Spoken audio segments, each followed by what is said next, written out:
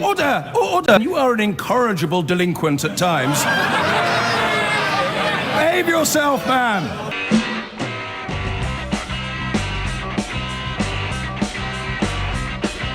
I've been going out with a girl, her name is Julie, but last night she said to me when we were watching telly.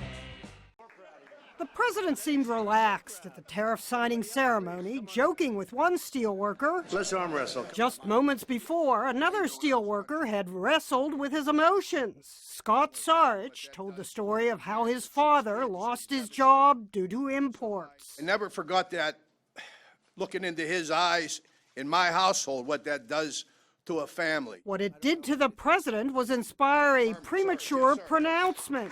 Well, your father, Herman, is looking down. He's very proud of you right now. He's still alive. Oh, he is? Well, then he's even more proud of you.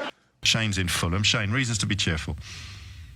Hello, mate. I apologise for not being a female. You could have pretended. Listen, yeah, we do have reasons to be cheerful. I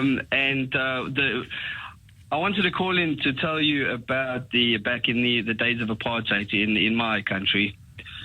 The world decided to cut us off, and we had no one wanted to trade with us.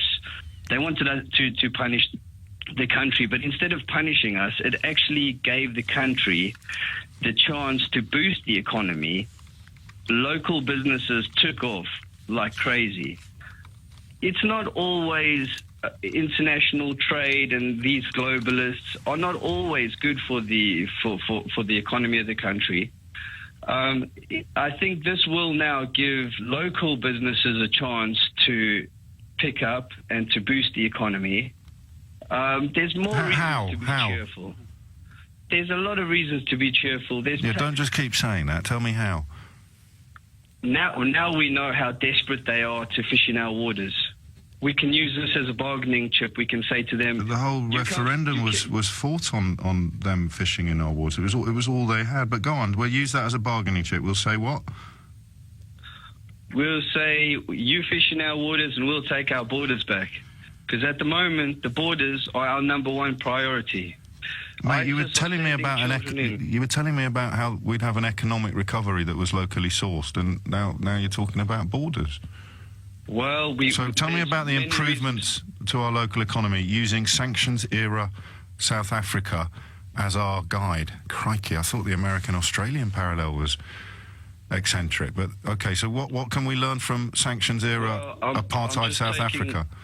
I'm just taking lessons from history. I'm taking lessons from you. So how will our economy improve as a result of leaving the European Union, which is what you just told me would happen? Well, if they don't want to trade, if certain corporations, if multinationals don't want to trade with us, and we have the local means of production, then we can supply can we put some flesh on this bone? I mean, the kind of thing you're thinking of. I mean, bearing in mind multinationals, you mean companies rather than countries. But if they decide it's less attractive to trade here or to manufacture here than it would be in the world's largest single market, we can plug that gap and replace those jobs by doing what? By manufacturing for us, by self-sustaining. Just only using stuff that we don't have to import. Exactly. So what sort of manufacturers do you have in mind, Shane? Well, Britain's full of good talents. Well, yes, that's an interesting selection of words, but none of them answer the question I asked. What kind of manufacturing do you envision us being able to lead the world at without importing anything, and that we're not currently doing? So we're not manufacturing anything. Manufacturers. The stuff that we're currently doing is irrelevant to your vision. Your vision is of the stuff we're not currently doing, but big multinational companies are, that we'll be able to do on a local basis without importing anything. I'm just wondering what you had in mind. Well, I don't know, James, but I'm Well, trying you to need give one. you reasons to be to be cheerful. Yeah, we're getting our laws back. We're getting our borders back. No, but we always had our getting our laws, and we independence back. always had our borders, and we always No, had we our. never. Well, No, okay, we never. okay. We- Well, as I said, I'm not going to have old hackneyed arguments about empty slogans today. I'm talking specifically about the economic impact of this political decision, which you say will have positives, and I'm very politely pointing out that so far you've been unable to name a single one. Might not, James, but it might do. I can't tell the future, and neither can you. But I don't think there's any reason to be pessimistic here. I think it's... Well, hang on. Theresa May and Donald Tusk have both said that the economic impact will be negative. The government's own modelling has, in some areas, 4 times the negative impact of the last recession, largely in the poor areas that voted leave. So I appreciate that economic impact assessments aren't crystal balls by any stretch of the imagination. But your reason to be cheerful is that we will be able to replace what is currently done on the international stage with local manufacturing. And I was just hoping you'd say something like bicycles. Well, James, I did say to you that Britain's full of talent. And I might not need to name them individually, but there's a lot of talent in Britain. There's a lot. This is it. And of course, not only bicycles. The point you miss, of course, is that you're supposed to be explaining to me how leaving the European Union would increase the amount of talent in Britain. Well, James, I'm just trying to tell you that there are reasons to be cheerful. It's not. I haven't heard one yet, Shane, and I promise you I've been listening really closely. Well, South Africa was cut off from the rest of the world, and the economy boomed. So unfortunately, why wouldn't that happen history suggests in the UK? that the economy didn't boom. Well, But anyway, all right, I'll take that. So the reason to be cheerful is that if we're lucky, we'll be like apartheid-era South Africa while it was suffering from international sanctions. That's our sunny upland. Not at all. Not at all. That's exactly what you said. That's not what I said at all. What I said what do you was think you said? Being protectionist can sometimes be an advantage to the economy. And which leading British politician has suggested that we should be protectionist as opposed to outward-looking and doing more trade with the rest of the world? Well, leaving the EU is certainly a protectionist move. But all the There's no doubt about that. people that have promoted it have said it will free us up to do more trade with other countries. You heard the Conservative MP talking about Australia a minute ago, closer to your home country than it is to mine. So just to recap, and I'm as I said, no arguments, no shouting today. You think that we should look at apartheid-era South Africa as a reason to be optimistic about leaving the European Union, and you think that we can replace a lot of what is currently done on the international manufacturing stage in this country with locally sourced manufacturing. But at the moment, and I appreciate it's a pressured environment when you ring a radio station, at the moment you can't think of a single example of what kind of sector that might involve. Well, all the doom and gloom is not always, it doesn't always turn out so bad. Protectionism can sometimes have advantages for the economy. I don't have a crystal ball. Yeah, now you're just repeating yourself. So we'll agree that that's what you've said. Look to apartheid-era South Africa as a shining example of what we could hope for in our best-case scenarios, and we'll be okay because of manufacturing, although I can't think of a single example of what we might manufacture more effectively than we currently could. Learn lessons from history. Yes. So in history, can you think from history of an example of anyone ever signing a free trade agreement that reduces the amount of free trade they can do with their co-signatories? Well, as it stands right now, we're taking the borders back. We're taking our laws back. But now you're just being a parody of a sort of Brexit halfwit. You're just saying words. We don't know what's going to happen with the economy. But mate, the question was simple. You said learn lessons from history, so I asked you to refer me to a free trade agreement signed by signatories who would be free to do less trade than before. No, James, I'm not a politician. You're not a politician, you're not a historian, you can't see the future, you can't answer any of my questions, but you think that we should look to apartheid-era South Africa. Just high five, Shane, seriously. Natalie is in Dagenham. Natalie, question or answer? Question. Yes? Where does the saying fast asleep come from? The same place as stuck fast comes from. I've never heard of that one. Rubbish. What was it? Stuck fast. You're stuck fast in that hole, you are. Stuck fast? Stuck, as in stuck, Yeah. stick, stuck, stuck, fast. I've never heard of that. How old are you? 44. You have lived for 44 years in these islands and you've never heard the phrase stuck fast? No. Stuck? Yeah, I'm stuck. Yeah, stuck fast. If you're really stuck, what are you? You're stuck fast. Well, how are you fast? How can you be stuck fast? It doesn't mean fast as in quick. It's an old English word with a different meaning. It means it's closest thing to very. So if you're asleep, you're asleep. If you're fast asleep, you're very asleep. If you're stuck... You're not, you're soundo. What? If you're fast asleep, Yeah. you're soundo. Not fast asleep, you're soundo. You're soundo? Yeah. Well, I don't know what that means. See, I didn't know what stuck fast meant. What's soundo? Soundo. Oh, as in sound asleep? Yes. Yeah, well, sound asleep and fast asleep mean the same thing. What part of it is fast? It means very. It's Anglo-Saxon. So that's not a good question then, is it? It's a brilliant question. It's an even better answer. To think of another one. Is there another one? Oh, there's 3 people working on this programme. I'm doing all the heavy lifting myself. Stuck fast, fast asleep. Another use of fast, meaning extremely or very, that Natalie might have come across in her 44 years on this earth. Come on, help me out. Come on, help her out. Help a lady out. Fast, anyone? Fast? Fast? I like that. Steadfast. No, that doesn't work. No, I've never Stop heard saying that. silly words. You've never heard of steadfast? What are the schools like in Dagenham?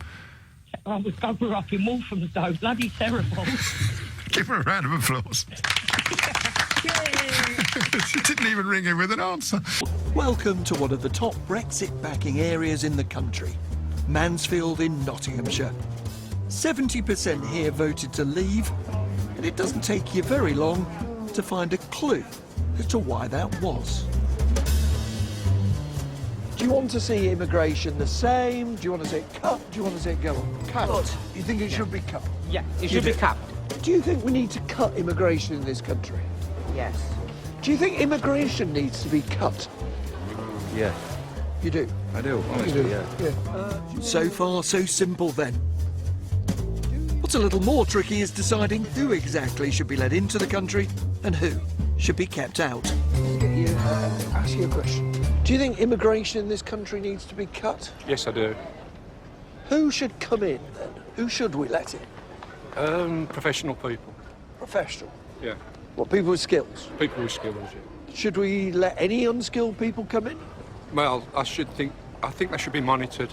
Well, let me just ask you about a few different groups. This is my Happy Families game. Right. Do you think we should have foreign bricklayers coming into the country? Oh, yeah. You would let foreign bricklayers? OK. What about fruit pickers? Controlled, I think. But would they come in? Well, controlled, yeah. So some will amount, come in. yeah. Some foreign fruit pickers. What about care workers looking after the elderly? Yeah, yeah, absolutely. Oh, so we'd have some of them from abroad. Lorry drivers? Yes. You haven't said no to anybody yet. What about chefs? Depends. They got it, chefs, yes. Some chefs, OK. Who don't you want to come in? Well, you know, just say it's got to be controlled. But you haven't identified a single job that you don't want foreigners to do. It's not the jobs, it's the people who want to come over and sit on the backside and do nothing. And do Scroungers. nothing. Yeah. Scroungers, yes. But in this area, do you think a lot of the immigrants are scroungers? No. No, Most of them are hard workers. to work. See, what's interesting to me is you want to see immigration cut. Yeah. Every single job I showed you, you said we need them coming from abroad. So who is it we stop coming then? Well, I don't know. You've stumped me. Yeah? I'm stumped for words. Post-Brexit, post that vote, a whole new type of conversation has emerged in this country, and we need to have it. We need to have that conversation. We need to say who we are and what we think. Kevin in Doncaster is not afraid to do that. He's called. Hello, Kevin. Hello, Sheila. Did you vote Leave for that reason? Not totally, but you can't call me a racist. I'm a nationalist. And yeah, I would love my country to go back 40 years. When you look at archive films of what it used to be like on the streets of London 40 years ago, yeah, I'd prefer that myself. Now, if you want to call me a racist for that, please do. Did you live in London? I didn't, but I visited London. Right. And what's gone wrong? I don't visit London anymore. What's gone wrong? Well, you know, everyone knows nowadays that it was a plan. You know, by well, they call him actually Richard Kulenoff Kalergi, and he had the plan for this, to make Europe and the world really just one colour. That was like 60, 70, 80 years ago. And you can see that these planners who have just carried it on. Well, I know the so-called plan to make the world one colour that you're talking about, but personally I don't buy it. I don't think it was ever the plan, a plan. But can I bring it closer to home and ask you about your life and why in your life you felt that Leave would help to keep Doncaster, where you live, more like you want it to be? Tell me what it is that you want it to be, and whether you think Leave has or will achieve that. To be honest, Sheila, Doncaster, it's quite what you would call a white town. Now, if I go back to Rotherham, where I was born, that is not. You know, that has had a lot of multiculturalism forced upon it by this plan. And the councillors, they've had to do what government have told them to do. It's like the Grimsbys and Clactons of this world. You know. So you truly believe in your heart of hearts that there is a plan to wipe out whiteness? Yes, throughout the world. And this is not an isolated incident with Vince Cable. David Cameron has said about white faces. Diane Abbott, who's the biggest racist in Britain, she's said there's too many white faces in Britain.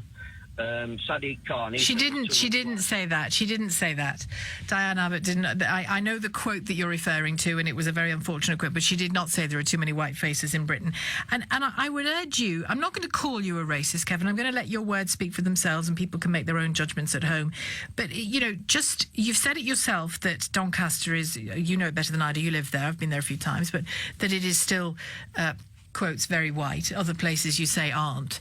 But just look around the nation and decide for yourself how successful this plan to make it less white actually is, or to eradicate whiteness actually is. And maybe look up from the conspiracy theories and just look at some facts with your own eyes about whiteness and brownness. Kevin, thank you for your call. Kevin in Doncaster, saying it very clearly as he sees it. Sarah, good afternoon to you.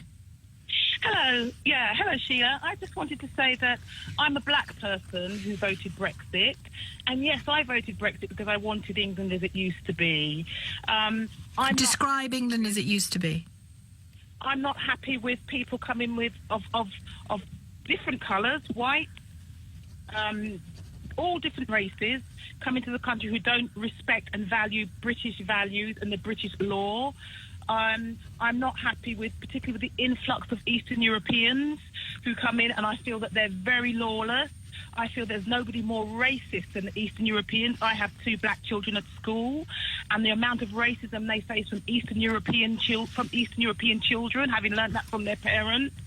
I do not like the way things have changed. I do not like the way that there's an influx of people into this country, and so our indigenous children, black, white, Asian, whoever, are squeezed out of the job market because we've had so many people influxed into this country. So yes, I don't like Britain as it is now. So where does that place me on this? I'm not sure we are squeezing people out of the jobs market because we've got loads of vacancies that people aren't filling. Sarah, so maybe that's about our education. Well, we won't. No, you can't just say sorry. It's a fact. Okay, can I speak? Yeah, but just don't shout down facts. That's all. I won't let you speak if you shout down facts. When I say squeezing young people out of the job market, what I'm saying is about the wages for young people nowadays. They cannot afford to buy a house, buy a mortgage on £7 an hour. And you think that's the fault of foreigners, do you? I think that absolutely. You don't think it's got anything to do with austerity, with the financial crash, with government policy, with employers abusing people? You don't think it's got anything to do with that? It's the fault of foreigners? No, I think it's because we have too many people on the job market prepared to accept wages of £7 an hour.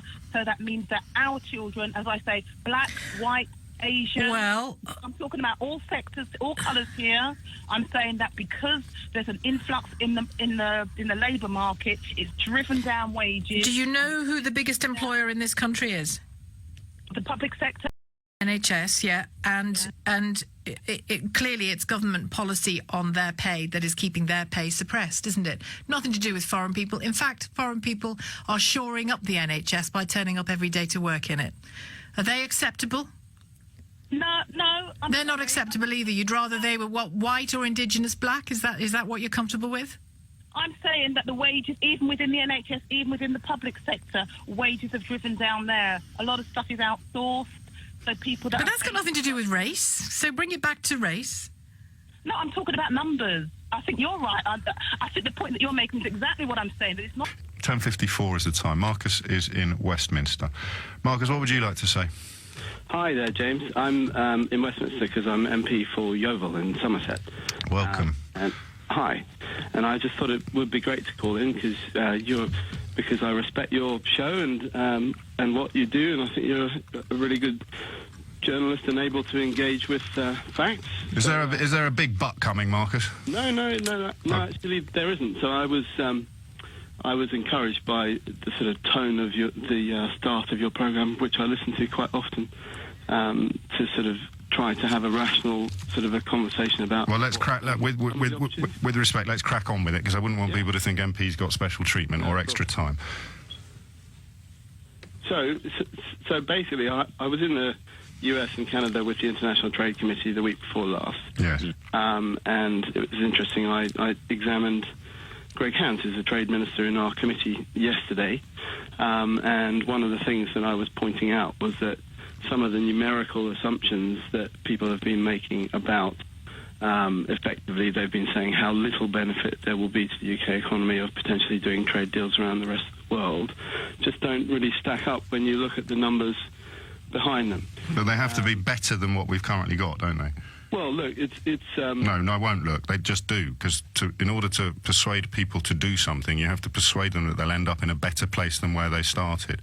And you don't need me to remind you that Donald Trump's just announced a trade war. Well, my position has always been that net things in the medium term would be effectively around the same as where they are now. You know, what about in the short term? Some things will be a bit less than they were before, and other things will be more. Would it be unfair of me to ask? Hang on a minute. Can you refer me in any way to pre-referendum pronouncements when you said things will be worse than they were before in some areas? So when I made a speech in the House of Commons before the vote, I was very careful to set out the net effects. There were some positives and some negatives. But these would be economic impact assessments, wouldn't they? So where are things going to be worse? Actually, economics. A lot of it wasn't economic. Well, we're talking. Listen, I don't want this to get fractious because I am short of time. But I'm looking for reasons to be cheerful, and saying that we can do more trade with a country that's just announced a trade war is. I mean, it's low on my dial of cheerfulness. So, for example, the Aussies, when they did their free trade agreement with the US, they vastly underestimated what that would be worth to them. They've actually seen their trade increase by 50%. But you lead me again to the question of how that is going to be better than what we've currently got. I mean, we can talk over each other until the cows come home, but... It'll make up for any extra costs of what we do with the EU. You do know that Australia is on the other side of the world and the European Union has a land border with the United Kingdom. It's also a long way from the US. Yes, it is, but we're not the US, and the US was never in the largest single market in the world, and we're leaving it, you say, to benefit from being able to trade with Australia while diminishing our ability to trade with Germany. So just to give an example, the 0.2%, which the Treasury has said is what the potential value of doing a deal with the US might be, is about $5 billion. Yes, and in the context of the European Union? Well, your own government's impact assessment. Your own government's impact. Oh, okay. The insurance market in the US writes over $1 trillion of business every year. That's just one sector. That's because they don't have a health service. There is huge opportunity. That's because they don't have a health service. Health is actually a pretty small proportion of that. There's a lot more in the property. So, okay. I'm grateful for the call. If I was to annotate what you've told me, and I am insisting that you obey the same rules as everybody else who rings the programme, reasons to be cheerful, you've given me Australia's trade deal with America being a bit better than they expected, or even a lot better than they expected. I don't want to put that words in your mouth. That's what you've got, Marcus Fish, MP for Yeovil. One example, yeah. Okay. Thanks. Have a great day. What do you do now? Elected members of Parliament, look, we're walking away. Both sides now concede. His own Prime Minister concedes it's going to do us economic damage. Where are the pluses? Well, America signed a trade deal with Australia, and it's gone a bit better than some people predicted. What are we going to do? We're moving out of the largest single market on the planet. I don't know, I suppose the silver lining would be you could almost detect in his voice a knowledge of how ridiculous he was sounding. What about race? It's about numbers. It's about numbers. So you saying that people voted Brexit because absolutely there's a racist tone to it. In some cases, not all, by any means. I'm talking about sheer numbers. Well, you began, Sarah, if I may. You know, one of the things you need in this job is a listening ear and a good memory. You began this conversation by talking about people who disregard British values and British laws. You were not talking about numbers. It's everything. It's numbers. It's the people that come that disregard this British values and British laws. It's everything. It's the whole spectrum. Don't pigeonhole us. Don't, because it fits into your narrative. I'm not pigeonholing anybody. I'm asking you questions and then I'm challenging your answers. There are lots of black people that have voted Brexit for the same reason. But let's have our voice. Please, all the other black people, all the Asian people. Be my guest. You are my guest. Please vote. Please don't leave me for it to appear as if I'm a lone voice on this. Please phone in and speak about why our young people who are trained up in medical school cannot get a job as a GP here, cannot get a job working as a doctor here, because they'd rather bring in people from outside this country. Our young Asian people, black people, white people. Do you know, Sarah, do you know why we're bringing in foreign doctors? Because it takes 10 years to train a doctor, and we have singly failed to train enough of them. That's why... No. Oh, yes. Trainee doctors, please call in. There are numbers of them that are called... I listened to a programme, an LBC died in a couple of weeks ago, where we had numbers of trained doctors who cannot get a job within the NHS. They're trained up, but they cannot get a vacancy within the NHS because the NHS choose rather to bring in people from outside of this country. Well, so you get your facts right, Sheila. Well, no, for years in, I think maybe you're confusing it with nursing. For years in nursing, that's definitely the case. Instead of giving people staff jobs, they co-opted. Nursing. I'm not confusing it with nursing. I'm not silly. A doctor. I didn't say you were silly. I'm not confusing it with nursing. Can I ask you an open question, just a wide open question? Do you think it's possible to be black and to be racist, or do you think it's impossible to be black and to be racist? Do I think it's possible to be black and to be racist? I guess if you have a hatred for somebody just because of their colour and you don't like because of their colour, I guess there is possible to be black and to be racist. It depends. Don't just say because you're black and you don't like somebody. You've got to understand the reasoning behind it. It's too easy. It's too lazy to say if somebody doesn't like a certain culture it's because they're racist. You've got to scratch the surface and see beneath it. So I guess it is possible, for somebody just to be black and to be racist, but it depends on the reasoning behind that. Okay, so there's acceptable racism and there's unacceptable racism. Sarah, thank you for your call. Sarah in East Ham. Tracy says, I'm a black woman who grew up on a council estate. I saw nothing but white people, except a few black kids at school till I was about 16. Some were bad-mannered, some were not. Nothing to do with their colour. I now live in Ealing. I couldn't tell where anyone's from, and I don't care. I love it, says Tracy. What does Ruth from North Allerton in Yorkshire think? Good evening, Ruth. Good evening. So Parliament didn't like him today, Ruth, but what about the country? Well, I can't stand him, but I thought he was exactly right, because Theresa May said, oh, trust me, Brexit means Brexit, and now we're going to be in until my granddaughter's an old-age pensioner, and we're going to be paying in till 2064. Yes. Quite frankly, I think it's a red herring drawn across the path to take people's minds off what's really going on. Why have we got all these people here? We have got the riffraff from the four corners of the globe living here. Do you feel that, Ruth? Pardon? I mean, surely... But we also get some very good people come here too, don't we? But we've still got all the riffraff, and we've got our own riffraff. We don't need to import it, but we do.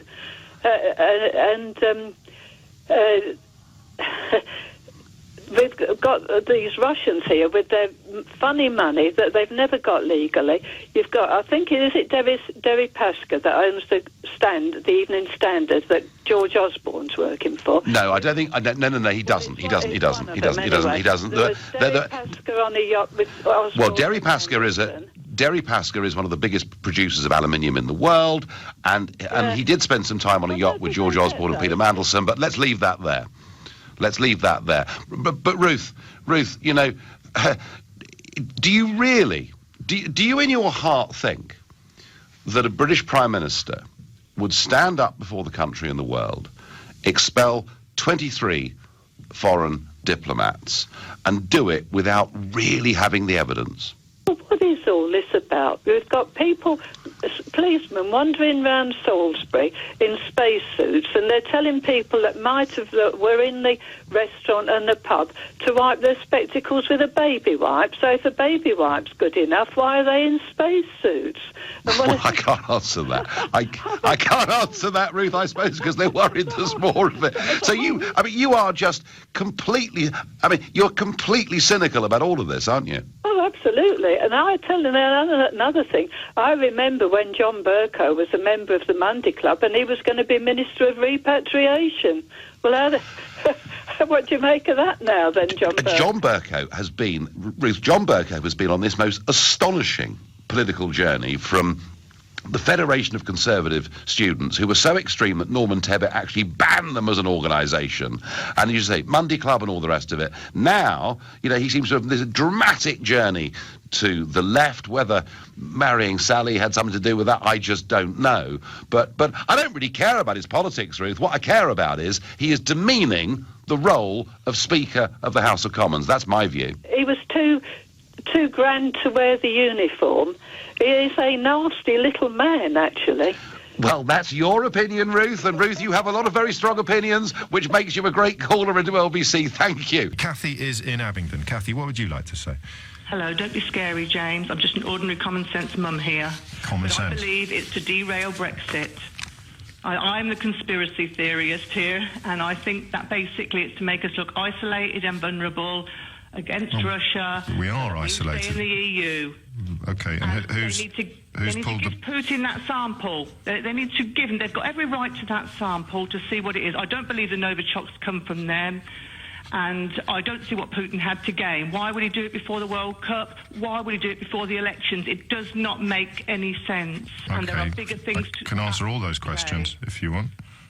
Well, I know I've heard a lot of what you said, and some bits I agree. I hate Corbyn, but it's the first time in my life I actually like what he said. I absolutely detest the man. Right. He's a communist and a communist sympathiser. But I liked what he said, and it was accurate to what our government should have done. They've gone in with great big boots. Can I ask you a question? Bigger things at stake in the EU that people are out there. A lot of people know this. But we're not Kathy, talking I think you're crackers, but we're not going to fall out. I know. All right. That's what happens, you see, down here. What I'd like you to tell me is your sort of top 3 sources for news, if you don't mind. All sorts of things. Yeah, that's why I said the top 3. Well, who are my heroes? No, where do you get your information from? So you're the top 3. Through a political party that I'm in, through what political party is that? People, and nearly 60 years of human nature. Yeah, Kathy, as I said, we're not going to fall out. So what political party is it? Why do I need to say that? Well, because you're a common sense mum. You're just trying to put me in a box, and I'm not in a box. I'm neither Conservative nor Labour. Not that they are Conservative. But you told me that you hate Jeremy Corbyn, but you won't tell me who you like. Well, he doesn't represent. I don't represent. That's a bit odd, Kathy. That's a bit odd. Jeremy Corbyn do not represent the real people. So you'll tell me who you don't like, but you won't tell me who you do like. I think everybody knows what political party you're referring to. There's not political parties out there. I'm just a people. There's no shame in it. And the second one after UKIP, it was YouTube, was it? Well, if you're saying UKIP was a Brexiteer and I voted for UKIP, yes. Yeah. So, and what was the third one? 60 years of common sense. Yeah, 60 years of common sense, looking at people, working with people. So all UKIP, YouTube, and 60 years of common sense have led you to the conclusion. No, I'm just a people listener. I listen to people. I watch people. Yeah. You don't have to be an intellect. You don't have to diss me because I haven't got a university degree. How do I know you haven't got a university degree? Why bring that into it? I know you're an intellect, and I know you've travelled, and I know you're a... Kathy, why are you making these sound like bad things? No, I'm telling you now, the EU what you're telling me is this country. What you're telling me is that your opinion, which is based on UKIP and YouTube, is worth at least as much as... I listen to other people. For example? All sorts of people. Well, just give me some examples. In my life. Go on. Okay, so you don't. Anybody who speaks up, say, to tell you about the tyranny they've escaped and what that tyranny is about. Do you think that they lie?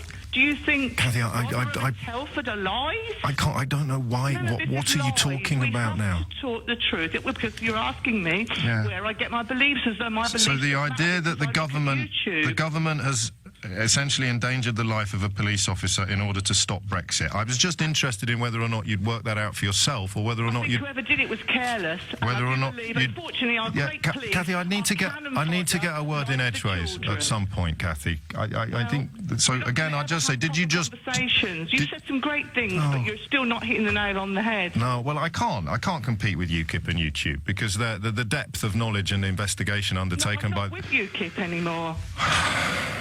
Right. So what political party do you get all your news from then?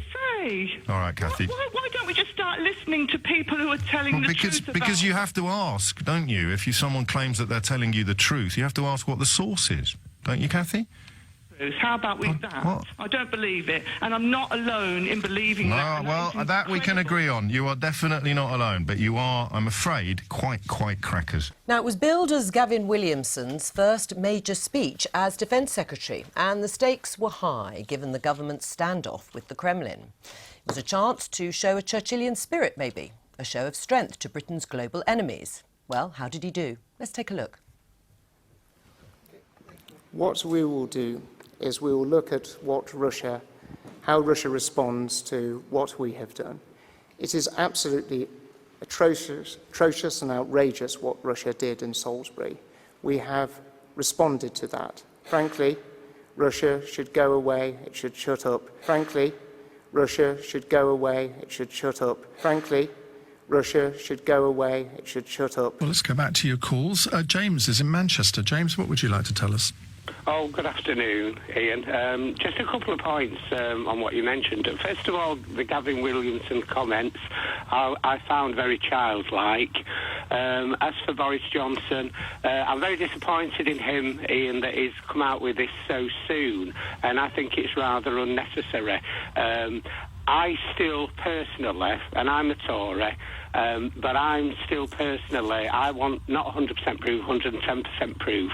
Now, this may be the mood of the government. Can I just say this in? This may be the mood of the government, but I can tell you now on all the social media I've seen, let me assure you, this is not the mood of the public.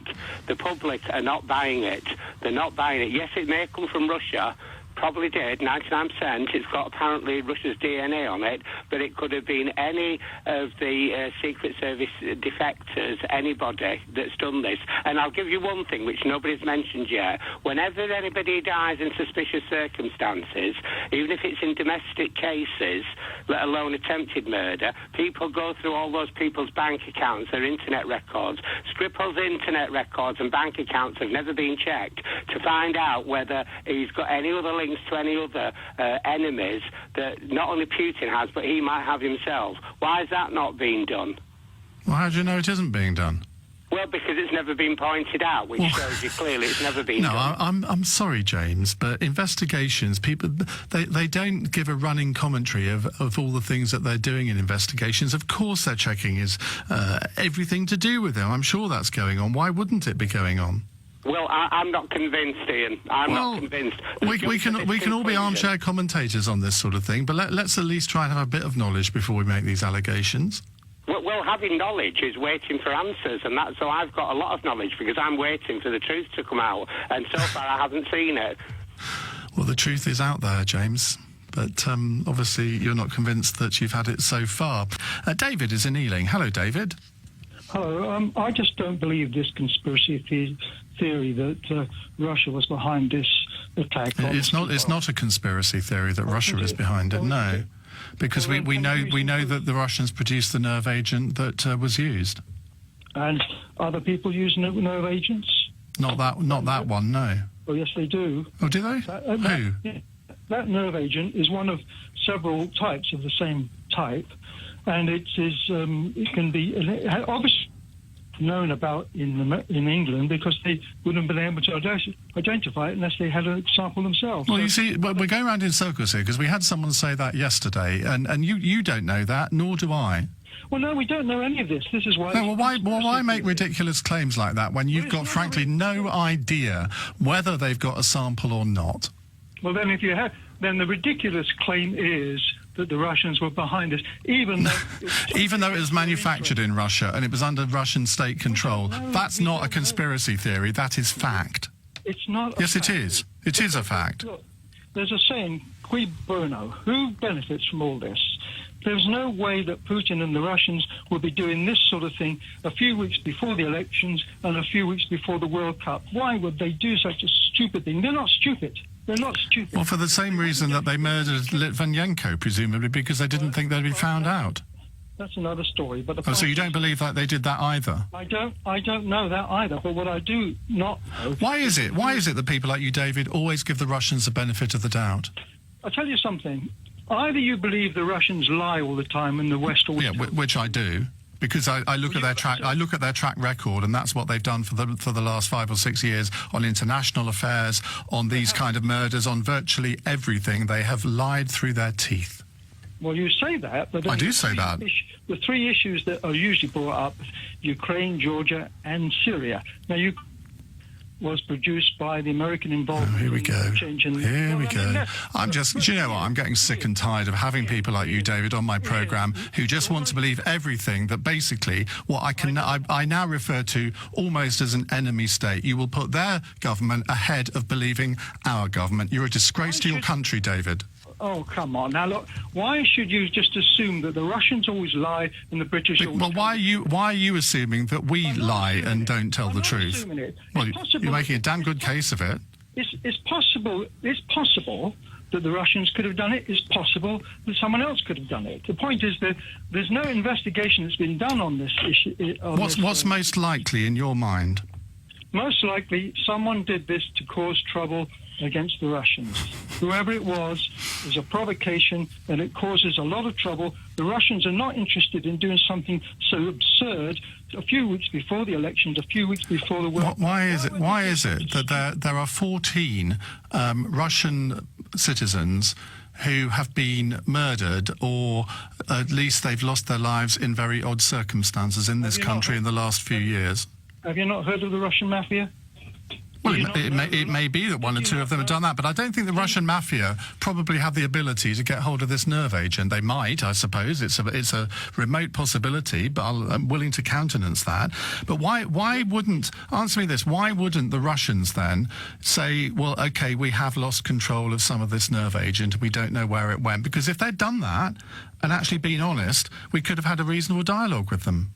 But the point is that this new thing that's come out now, although it's not that new, is Gluskov has been murdered by someone, and they murdered him quite simply by strangling him. Yeah. Of course, it's the most efficient way of killing someone. Why would you go to such a ridiculous point of using a chemical which is far more impractical to kill someone? You can kill people very easily without going to such ridiculous lengths. I have no idea, nor do you. Hopefully one day we'll find out. David, thank you. Time's up. Michael in Enfield, hello. Yeah, hi. Can we take it as read? For starters, I'm extremely annoyed. We can. Good. What are you annoyed by? These new deals. Are they a bit too compromisey for you? I say they are. I'll tell you what, this is not what we voted for. It isn't. We voted for either in or out, and every time this government tries to make a deal with them, it seems they're just running round and round and round in circles. Is it a bit too inny? Is it a bit too inny for you? Still in? Yeah, if you like. Yeah, it's just ludicrous. Like I said, why don't we just get the hell out of them and tell them to go away? If they want to deal with us, we've got an open mind. We can let them come and deal. If they don't, just go away. And when David Davis says, as he did just 2 hours ago, when he says the Northern Irish commitment can be kept because, to keep the border as it is now, because we want a partnership, his words now, we want a partnership so close with the EU that there will be no need to change the situation at the border in Northern Ireland. Does that make your heart sink, Michael? I say we want MPs with fire in their bellies, not water in their veins. It's as easy as that. Well, it isn't. It's easy to say that, but what does that amount to? If these MPs... Well, hang on. But if these MPs with the fire in their bellies don't address some hard practicalities, what then? Well, put it this way. Do we remember Margaret Thatcher? We do. She had fire in her belly and she made things work. Worse, and the way she did it was you do it this way or you don't do it at all. And if you don't do it at all, we're not interested. Goodbye. My way. My way or the highway. You got it, Pet. You got it. All right, Michael. Thanks very much indeed. You got it, Pet. Lovely. Andy, thank you. Let's go to another Andy in Holyhead. Andy, what would you like to tell me? Good evening, Ian. Hi. Well, I just listened to that last caller then, and I couldn't believe how wrong he was over so many How things. can one Andy be so wrong and the other Andy, you are so right? It's a bit of a mess, and it's probably disappointing to Remainers because they're looking at it that it's another step towards us going, and it is. And it's probably disappointing to Leavers because it's not going as fast as we would like. And I was a Leaver, by the way. I used to be a fanatical EU supporter up until about 3 weeks before the vote. And what changed your mind 3 weeks before the vote? I just started thinking about it and the way Merkel dismissed our Prime Minister. I'm not a Conservative, but he's our Prime Minister, and he was treated as an idiot, basically. That's from a spectator's viewpoint. He looked like he'd been treated as an idiot. And nobody treats the British Prime Minister as an idiot. We're not going to get out as fast as we'd like. We're not going to untangle it as fast as we'd like, or as Leavers would like. But it is going to happen. It's just going to take a little bit longer. We've waited 40 years, another 2 or 3 years. OK, Andy, thank you. Jeff is on the line from Edmonton. Good evening, Jeff. Well, if it was, Nigel, I'm disgusted. I'm beside myself with this. I have 3 daughters and 2 granddaughters. Yep.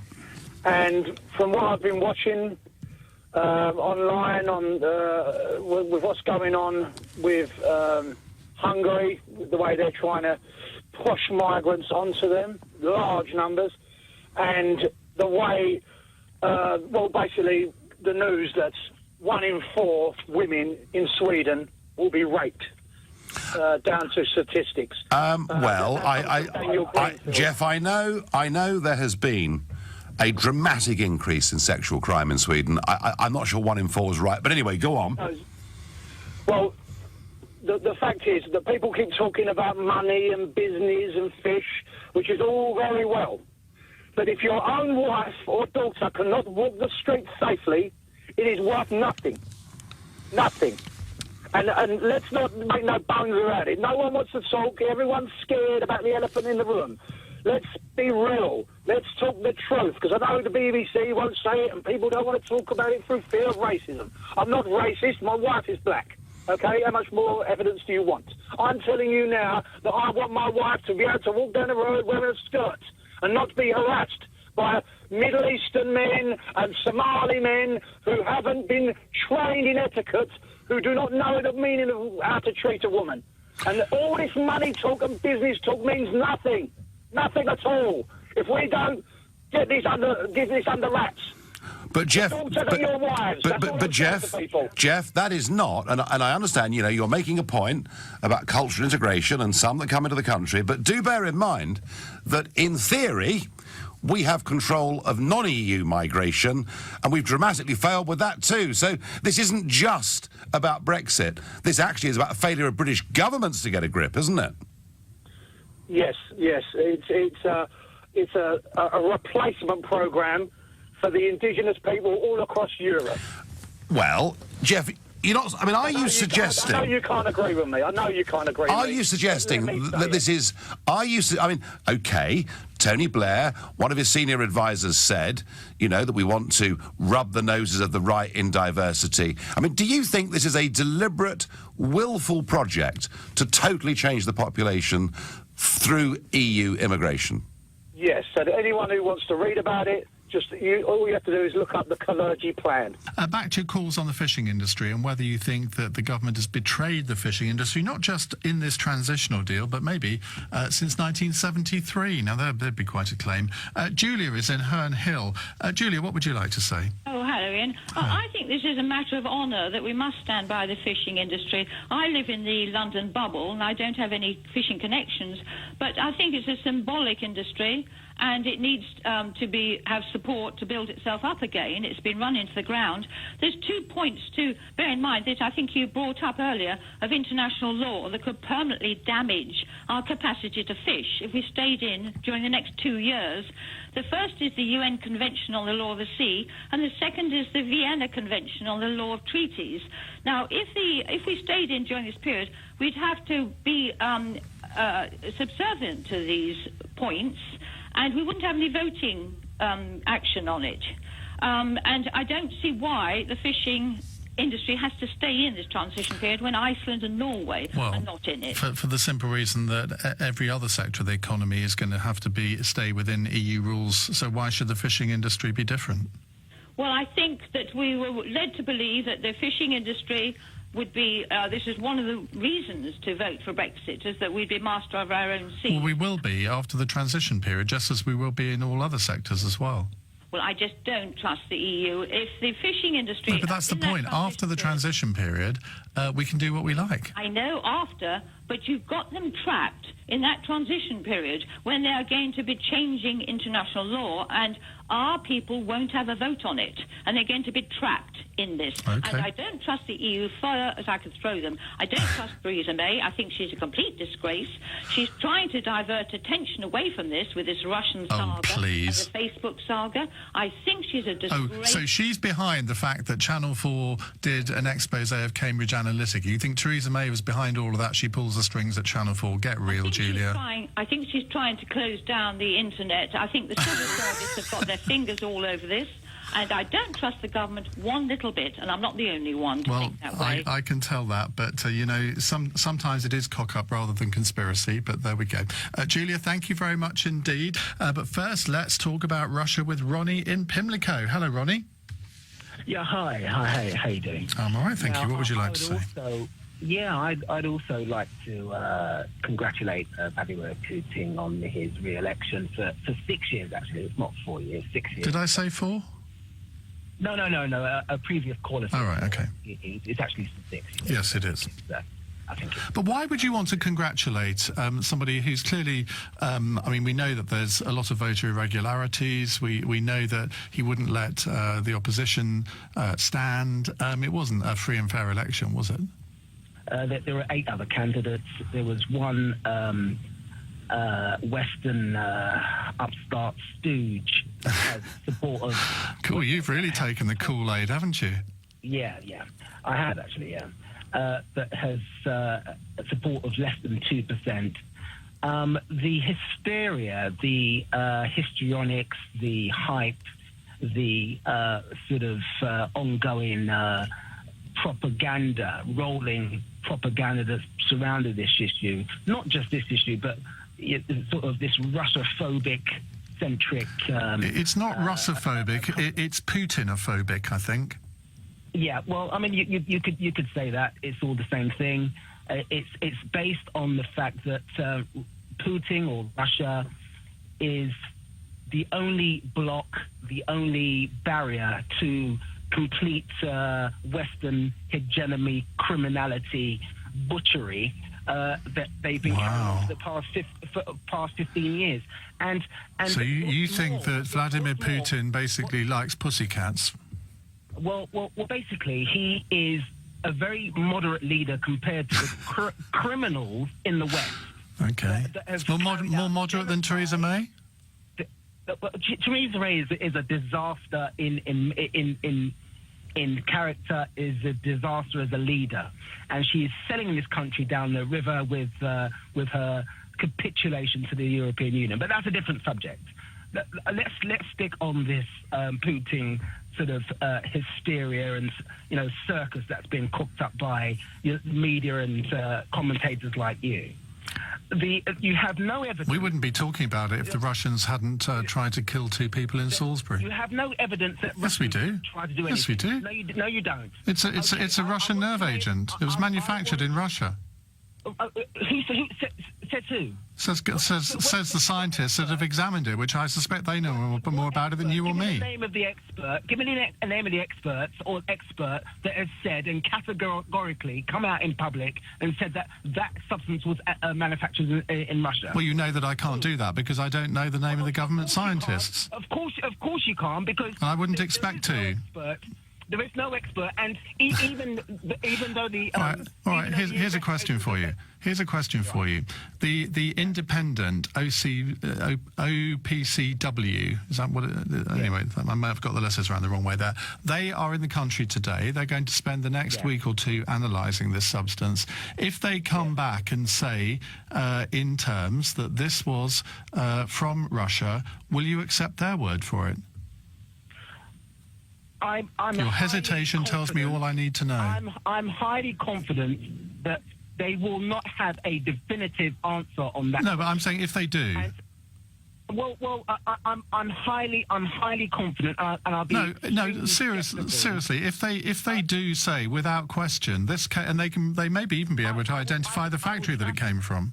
I would have to read their report, but what you misunderstand and what you fail to mention is that substance, right, is widely available, has been widely available, or the ingredients of how to get the substance has been widely available for over 10 years. No, that's simply not true. And if you actually read up about it, you will know that it's very difficult to weaponize it because 2 substances have to come together at a particular time, and that would not be something. I mean, the things I've read about it, and okay, you can say, well, I've been reading the wrong things, but from what I understand, this could only be done through a state enterprise. It couldn't be done by some sort of criminal. Says who?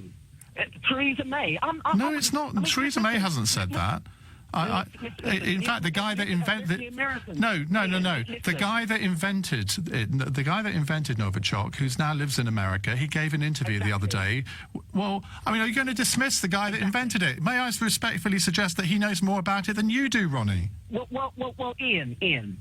What you've just denied that the ingredients and the availability of how to make that substance is widely available and has been widely available and published for over 10 years. You've just dismissed that as nonsense. But let me come back to you, right?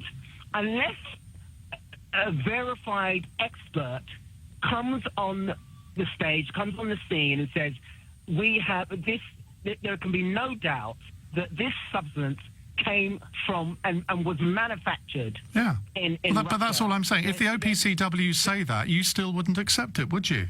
Because you will only accept it when you will only accept it when we've given it to the Russians and they deny having manufactured it, and then you'll believe every word they say because you're a Russian stooge, Ronnie. That's what you are. Iain, you're Putin's useful idiot. Everybody knows that you're a Tory gopher. Establishment propaganda, right? And you've been one of the main characters ginning up this dog and pony show, right? Trying to implicate Russia into something. At least I'm patriotic to my country, unlike you, Ronnie, who is a Putin's useful idiot. Listen, the West, vis-a-vis United States and Britain, are the 2 biggest criminal nations on the planet. Is that right? The crimes that they've committed over the past 15 years, right, are unspeakable. You don't think sort of that China might be a competitor for that? You don't think? They've been responsible for the deaths of hundreds of thousands of people, and they've got away with it. How many billion people died under Chairman Mao in China? By sustaining the war in Syria, a place that they've got no permission. So you don't think Russia has any role in that? The West has invaded and occupied Syria without... No, it hasn't invaded it. It hasn't invaded Syria. It hasn't occupied Syria. Get your facts right. They have No, they haven't. Syria. No, they haven't. They've got... They've got troops on the ground, Ian. They've got special forces on the ground. That's not an invasion. What about Russia's role? You don't think Russia, by sustaining Assad and bombing and actually endorsing his use of chemical weapons in Syria, you don't think that is anything wrong with that at all? Russia, thankfully, has been the one that has been instrumental. Here we go. The voice of Putin on British radio. Russia has been instrumental in demolishing the jihadi American, British, French, Saudi-backed terrorists. You, sir, are a disgrace to your country. There are many words I could use about you, Ronnie. Disgrace is probably the most mild one, but I'll leave it at that for the moment. But there are plenty of others that I could use. I guess we've enjoyed your contribution to the programme. Let's go back to Lowestoft, where June is. So, June, in terms of what would be the best case scenario post-Brexit, I know that there was a conference recently, wasn't there, where George Eustice spoke, and they estimated as much as £20 million a year could be added to the local economy if quotas were raised. Now, you set that as a Brexit bonus against the fact that, I mean, all of the received advice now is that we're going to lose as a nation billions of pounds. So do you understand why people like me struggle to see why a £20 million boost to the Lowestoft economy somehow cancels out a multi-billion-pound hit? James, again, you're doing it again, aren't you? It's all about what others will lose. We've lost it. Exactly. No, I agree with you. I agree with you. You know, this is the trouble with you guys in London. You know, you all come out of your bubble when it's time to come to the seaside. You come to North Norfolk. I know you do. Well, I did say so 20 minutes ago. It's not a secret. Go on. You all come out to the coast seaside. You know, you come to the seaside, you come to the countryside. You know, we maintain that. We pay the rates all year long to be there. But all we want a right to make a living. That's all.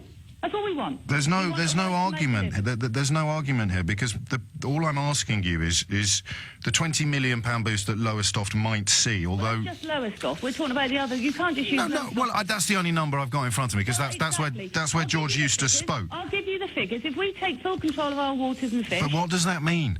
That will be worth £6.4 billion to our economy. But what does that make us bigger than the steel industry? Okay. So how many people would be working in the fishing industry? And I will see people who can feed their families. The most all men want in their lives, men and women, is a chance to earn a living, James. Yes. They want a few quid in their back pocket to put bread on the table. I'm not arguing with you. I mean, so why can't we? I wouldn't be arguing with you even if I could get a word in edgeways. So let's look at your numbers. 6.4 billion. How many people would be working in the fishing industry if we were operating at that capacity? How many thousands? It wouldn't just be fishing, would it? It'd be boat build. We can build our ships again, James. I'm not going to argue with you because you're really nice. We're scrapped all ours. I'm not going to argue with you because you're really nice. I'm not arguing with you. You are. You're shouting now. I'm not arguing. I don't argue, James. I'm not like that. You are. We're arguing about whether we're arguing now. Well, no. Hang on. You're not just talking about fish. I'm not going to argue with you. I don't think that we're going to be able to do what you say and go back. Well, hang on. I'll prove we can if the government to give me a chance. Go on, then. That meeting we had on Thursday, James, why I'm so upset, 165 people turned up for that, and George Eustice attended, and he lied to us. He told we had a hotel, we had a lovely meal, all subsidised by our local town. And he stood there and he said, we will come out of the CFP in March 2019. Yes. And he just ripped the guts out of us. Because you're not going to be able to play a role in negotiations over the quotas until the end of the transition period. And at the end of the transition period, who knows what's going to happen? But what I'm trying to say is we should have just walked away and got on with it. But we can't. They need our fish. They need our waters. But we said this all along. The whole debate has been about them needing us more than we need them, and it's just not true, June. Well, that's your opinion, James. It's not my opinion, June. It's there. To be fair, the fish eaters of the European Union are probably not as powerful as the German car industry, and we were told for 2 years that there's no way the German car industry had let the European Union do anything like this, that and the other. James, we will argue now, because I drive a Mercedes-Benz. Yeah. I've got a Louis Vuitton handbag and I use Chanel No. 5. Well, am I not going to be allowed to buy that anymore? Come on. I mean, it's ridiculous. No, all we want back, James. I'm not going to argue, James. You are such a love you, bright June. man. I love you, June. You've missed the one. You've missed something here, though. You could have really turned this if you'd have screwed your nut. Oh, June. You could have done. I'm on your side. You are a kind man. You love the man on the street, and that's what we are. We're the. This is the point, June. Let me just speak, please. Okay. Here's the thing. Yeah. That man on the street that you just referred to, and thank you for understanding where I come from, because I think you do, and I do appreciate that. But in terms of what our negotiations have to achieve, is that they have to essentially treat every man on every street equally. Yes. They have to at least secure for the greater good for every man on every street, and that means that an industry that constitutes less than 0.5% of our GDP. At the moment, James. Yes. No. I haven't finished.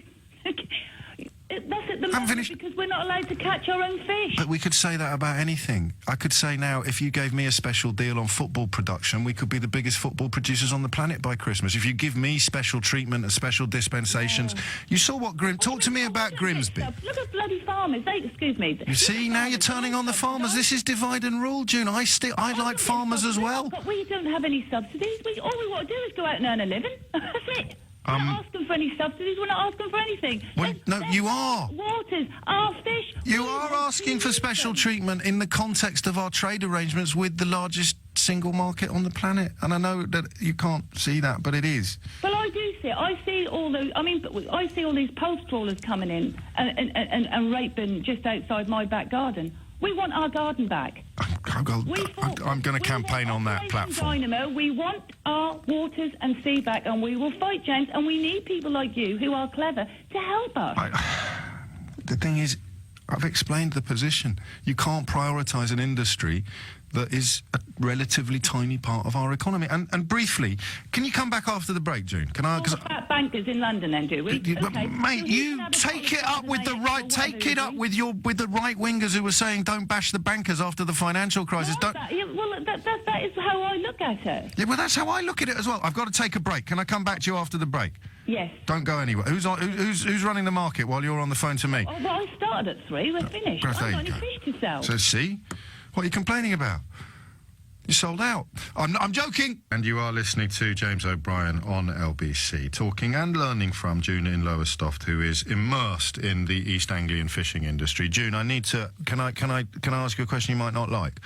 Yes, it's fine. A few people are questioning your claims of penury while also revealing that you drive a Mercedes and have a Louis Vuitton handbag while... Well, I'll tell you why. Well, I haven't finished yet, while also dousing yourself in Chanel No. 5. Yeah, what's the matter with that? Nothing at all. They're just saying you can't claim your skin... No, I can't. I'm not saying that. Well, you did. You said you can't put food on the table. I got my Louis Vuitton when I was 21 years old. I said you weren't going to like it. I'm trying to keep things friendly. I know. I drive a Mercedes. So, well, there's a lot of Mercedes a lot cheaper than Mini. So let's not go there. It's not me. It's other people. Well, who that'll be? All I know is I fight for something I believe in. And I admire that. Now, can you help me understand?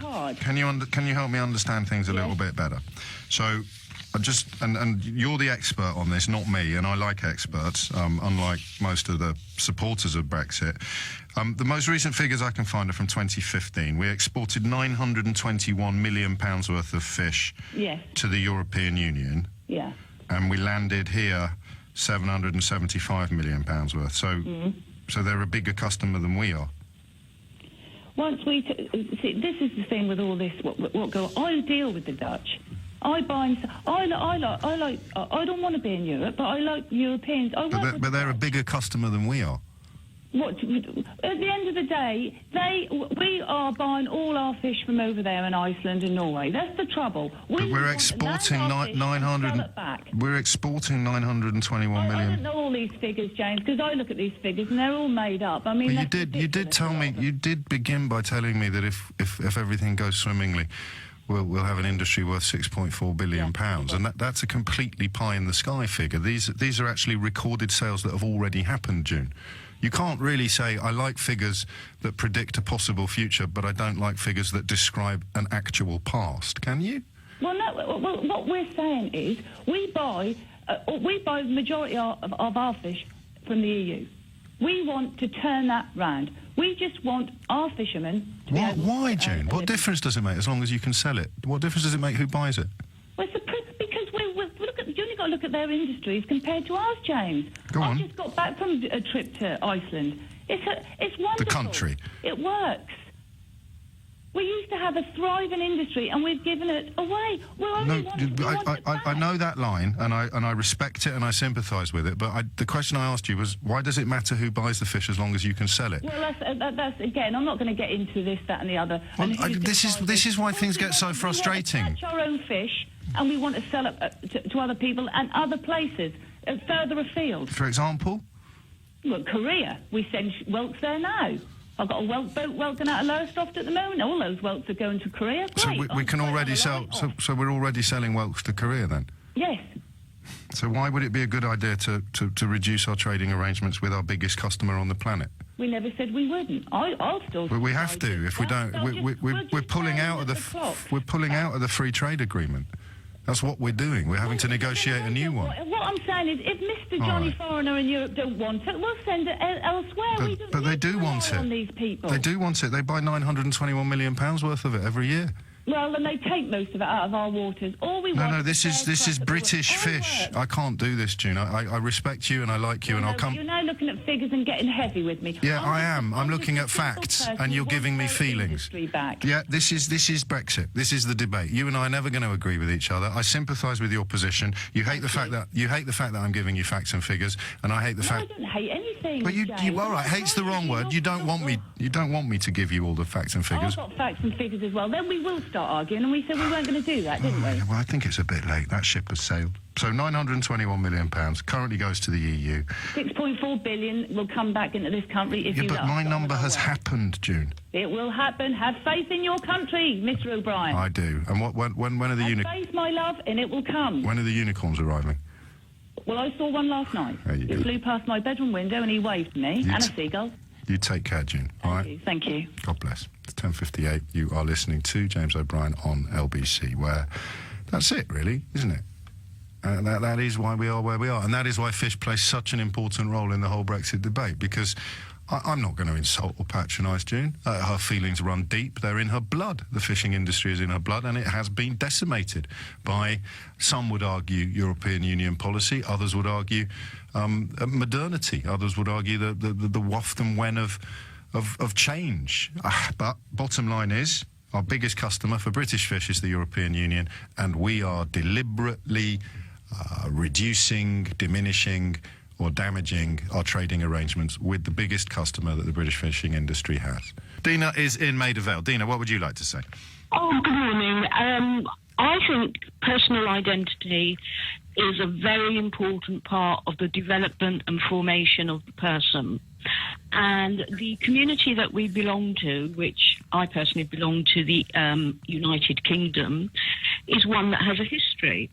And I think the history is one of the development primarily of the due process of law and the democratic process, which has culminated in the wonderful Equality Act of 2010, where we are all equal before the law, and equity has a part to play in that we can all have a fulfillment in our housing, our education, our jobs and everything. Yeah. So I think that as a nation, it's very important to be proud of our development. I think it's very important to look around the world. Well, I am proud of our car. I mean, that's why I didn't want to do something so damaging as Brexit. But just talk to me about the geographical location of the factory where your passport is printed, if you don't mind.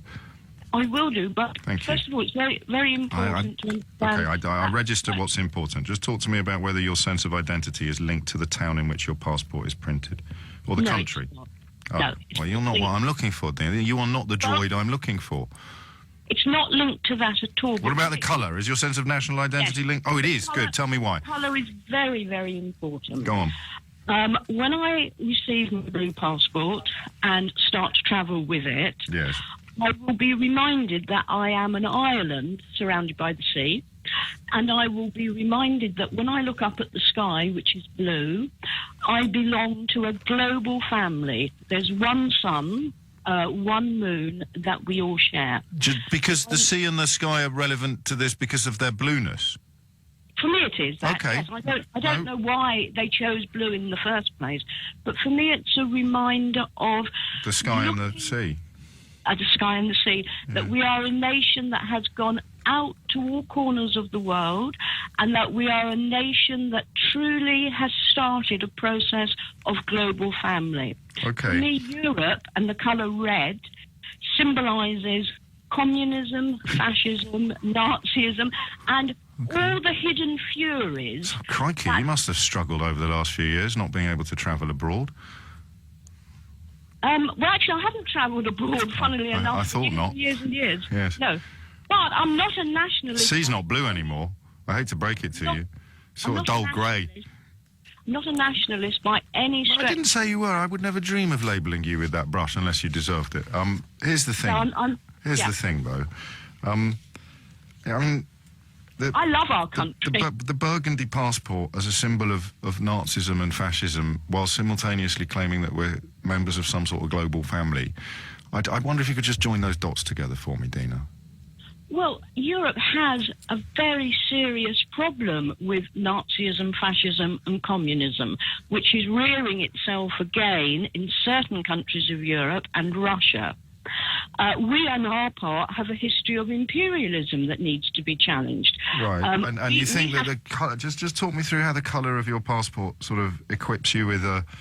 What word would you use? A protection against? A protection against extremist politics? What then? No, it's an assurance of the things that I personally stand for. And when your passport was maroon, you weren't assured of the things that you personally stand for? No, that colour completely confused me. Okay. So much so that I didn't really travel. I wouldn't necessarily say that you've brought me to a better understanding of the broader picture, but is it fair to say that in the case of Dina in Maida Vale, a maroon passport made you feel less opposed to Nazism? Yeah. Okay. Adam's on the Isle of Sheppey. Adam, can you help me? Yeah, James, I think I can. Good man. For me, the colour of the passport is a symbol to symbolise that we're now coming away from the European Union, the rebirth of an independent United Kingdom away from the European Union. And as regards to where the passport is being manufactured, I think most people are more disappointed with the fact that the government hasn't chosen a company based in the United Kingdom, because a lot of people realise that even though the government may be paying slightly more over the term of the tenureship for the passport, that money will be reinvested within the United Kingdom, because obviously that company is located here, it pays business rates here, it pays corporation tax here. 80% of its revenues are overseas. Well, that's a huge company, though, James, isn't it? So it's a huge lot of revenue that, and yeah, but 80% of Somerset, it, 80% of it is overseas. But they've still got operations and factories based in this country. Employees to be losing out, so they're not paying tax on national insurance back into... Just hold that thought, Adam. I'm getting some breaking news from France, where reports say there has been a shooting at a supermarket in Carcassonne in the south of France. A police officer reportedly shot, and French media is reporting that hostages have been taken. We'll return to that story as and when any developments reach us. Back now to the Isle of Sheppey, where Adam awaits. So, in a sense, if we were leaving the European Union but our passport wasn't changing colour, you'd feel differently? No, you see, what I see going on in the country is that... I just want to talk about you, because what you said was it's a symbol. So would you feel differently, I mean, if the passport was a different colour? I mean, two things I need to point out. The first is... Yeah, I would feel differently. You would? So tell me how? Because we'd be leaving economically, politically, but the colour of the passport... That's the point. Yes, go on. Well, James, that's what I was about to say. That's the point. And this is my viewpoint, and this is how I feel, okay? Yes. A lot of things that are going on in the country is not what a lot of people voted for. And it would just What do you mean by that, Adam? Well, for example, you know the list you read out just before you spoke to Chuck Ramona about all the things that, you know, like the European Court of Justice we have rulings into us. I agree with all of that, and I'm a leaver, and I'm completely disappointed in the British government and the British Prime Minister's negotiating tactics, because as far as I can see, high school children could do a better job than she could. He couldn't have done any differently. Yeah, no, I think you can. I think Go on, for example? No, for example, for example, I saw a video online with Julie Hartley-Burr, and Right, look, I'll take some. No, listen. No, I'm all for multiple sources, mate. But I mean, you might as well quote Sesame Street. I want you to tell me. It was her negotiating tactic style that I was interested in. Mate, come on. No, listen, James. If you let me finish. Well, no, I want to know what you think. Not what. No, it was just what I think. All right, go on then. You carry on. You carry on. I would have walked into the EU's negotiating team. I would have said, right, this is what we want. This is what we're going to do. We voted to leave. We're going to leave your institutions. We're going to take back our fish and waters. Yeah. We're going to leave the ECJ and all of that. And I said, with the Irish border, we're not going to build a border. If you want to build one, knock yourself out, go ahead, you can man it. You can explain to the Irish why you're manning the border and why you're stopping citizens. We're not going to do that. Yes. And then I would have said, if you want to trade with us, that's absolutely great. We'll trade with you. We'll have a free-ranging free trade agreement with you. But as far as anything else goes, thank you very much. No thanks. And then I would have walked out, and then they would have all been, well, actually, we want to do this. And France would have gone, actually, no, we need to do that. And then they would have been divided. But they have managed to have the upper hand in every single thing because Theresa May has pandered to them. I hear you, at every stage. I hear you. Have you spent any time wondering why? Because it's Parliament. Because she needs to negotiate a deal that she thinks she can get through Parliament. No. It's not about what... Yeah, it is, James. Not with reference to Parliament, but with reference to British business and the British economy. No, because... Well, you must have spent some time thinking about all of these institutions... Yeah, no, I have. Go on then. So why do you think she decided to prioritise for the foreseeable future the trading arrangements that we currently have with the largest single market in the world? And I appreciate that you derive some of your guidance from quite eccentric sources, but the reason why Theresa May or David Davis didn't walk into the room and just sort of lay down the law to the European Union and walk out. Because she's because unable to that do would be like chopping. James. Okay, mate. I think you and I could talk for hours, and I wouldn't. But she wouldn't be able to, if she did that, and then she went to Parliament and said, this is what I've done, this is what I've said, she would never have got the bill that they're trying to get. Why would Parliament not want to just walk away?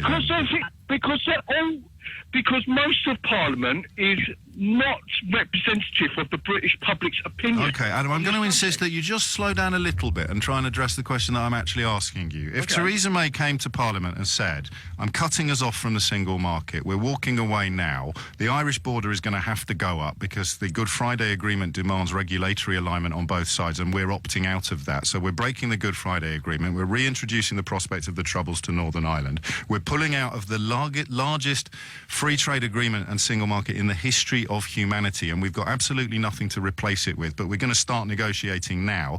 As of tomorrow morning, you can't export from this country to anywhere in the world because the free trade agreements that we currently operate under are either part of the EU or they're part of our membership of the EU. That's why the lady in Lowestoft earlier this week could send her whelks to Lowestoft. So when Theresa May stands in front of Parliament and says, that's going to teach them, that's what we're going to do, why do you think MPs wouldn't vote for that?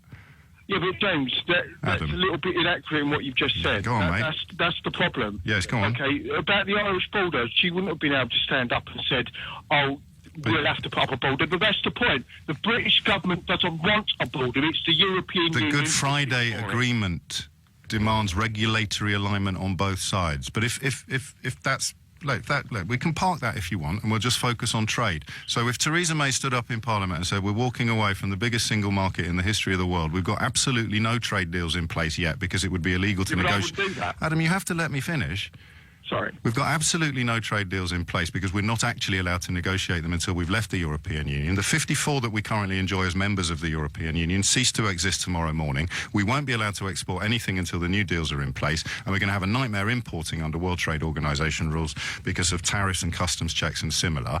I just want you to just take 30 seconds to think and then explain why perhaps you're right when you say that MPs wouldn't vote for that. Right, I think the Article 50 should have been the transition period. Okay. And if the government had treated it like a transition period rather than an extension so of you're not going to do it, No, I am answering the question because you're I'm not answering the question. Premise. You're not answering. Your assertion is based on a faulty premise. It's not an assertion, it's a question. I've got to cross live to France now, Adam. I wish you well. 16 minutes after 11 is the time. Steve's in Talgarth in Wales. Steve, what would you like to say? Well, hello, James. Hello, yeah, Steve. I'd like to express my astonishment. I can't think of a stronger word than that. Shock. What did you say? Shock. Yeah, if you like. Well, astonishment, I think, is more than shock. No, shock's definitely more than astonishment. Okay, gobsmackedness. Will that do? Yeah, I still think shock's better, but I like gobsmackedness. Describe your What are you gobsmacked about, Terry? Steve? Well, Terry's next. I'm gobsmacked that you're taking a subject as serious as this in such a laissez-faire, very light-hearted manner. Furthermore, I'm really, really surprised that many of your callers seem to take a similar view. Well, it's not. I mean, they might be taking it seriously. They're giving it serious thought, and they're concluding that there's nothing to see here. There's no big deal. Well, what's the problem? I mean, well, like most adults, because you can't be off it now. It's everywhere. Yeah. I've seen this stuff. Now, I don't know what you're... I need to be clear on this. He's a gay porn star. I haven't watched any gay porn. That's even worse. Why?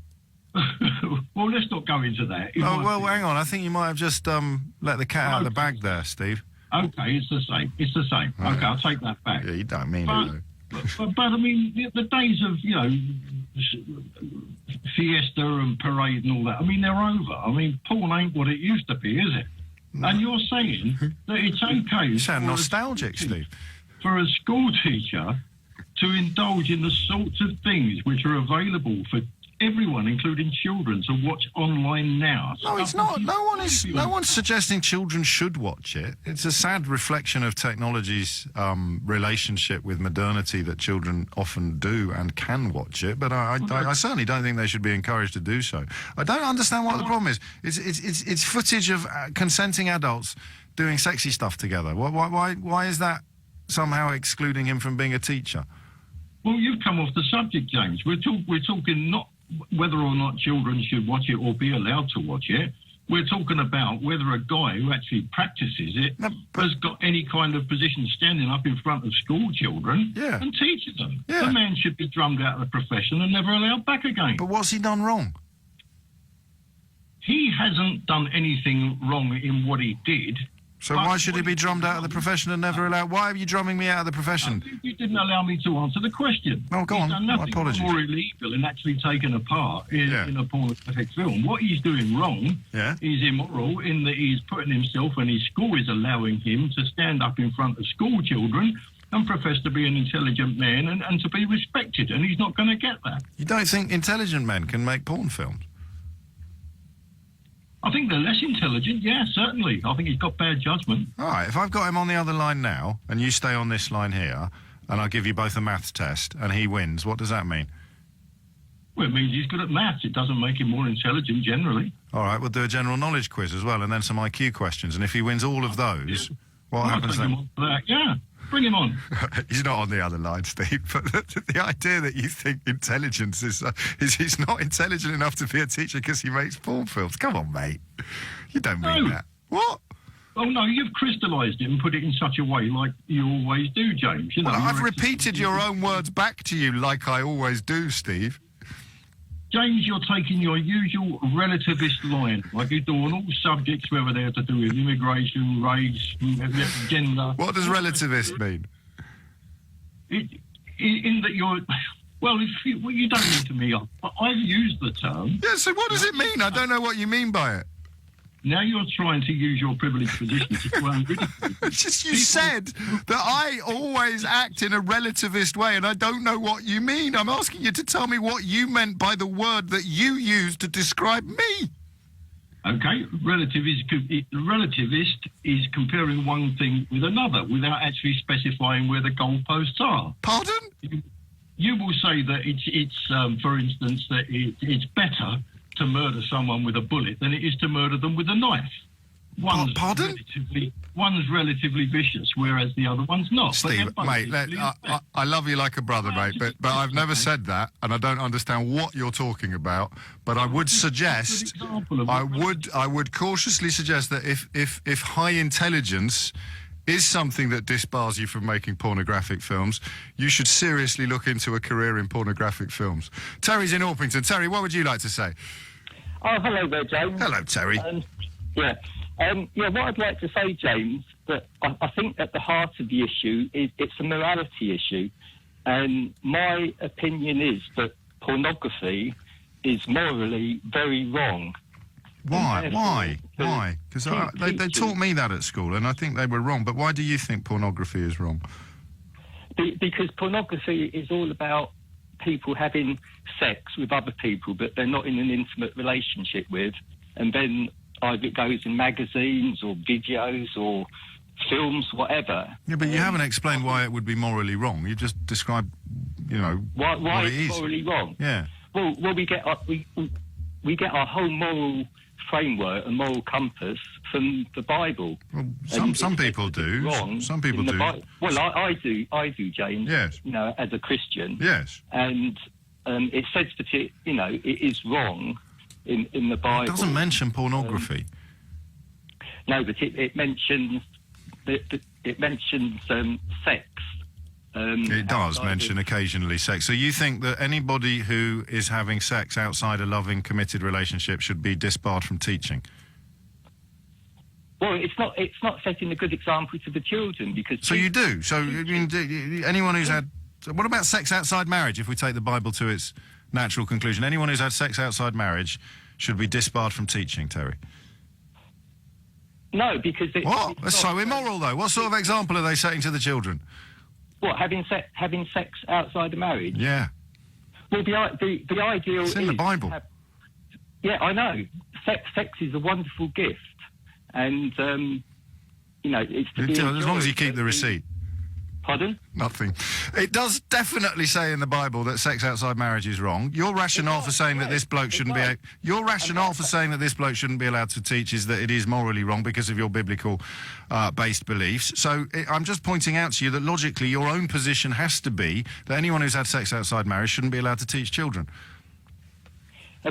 People that are teaching children should be setting a good example and teaching children about healthy relationships. He's a maths teacher. And when sex is appropriate. Yeah. So if people are having sex in an inappropriate way, in your view, they shouldn't be allowed to teach. Why can't you just say it out loud? Does it feel a bit silly when you hear it said back to you? No, because if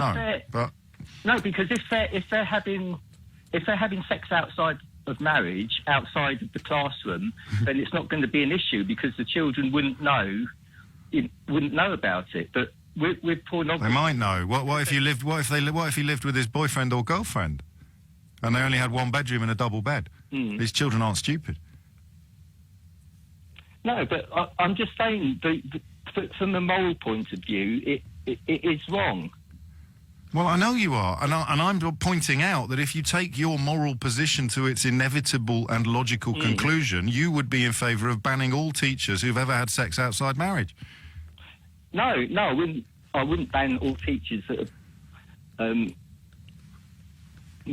never had sex have had sex outside of marriage. But it's morally wrong. We wouldn't have any teachers, would we? Well, we got there in the end. It's 12:47. Christine has called from Woking. Hi, Christine. Hello, Sheila. What I want to say is I feel shame on these politicians who are fighting so hard to overturn the outcome of the referendum. If they had spent as much energy uniting and backing this current government to get the best deal possible, instead of timing their meetings, when Theresa May's over there trying to negotiate, they're having counter meetings to then do their own deal as and when perhaps Theresa May's out of office. It's almost as though this country has now become totally undemocratic.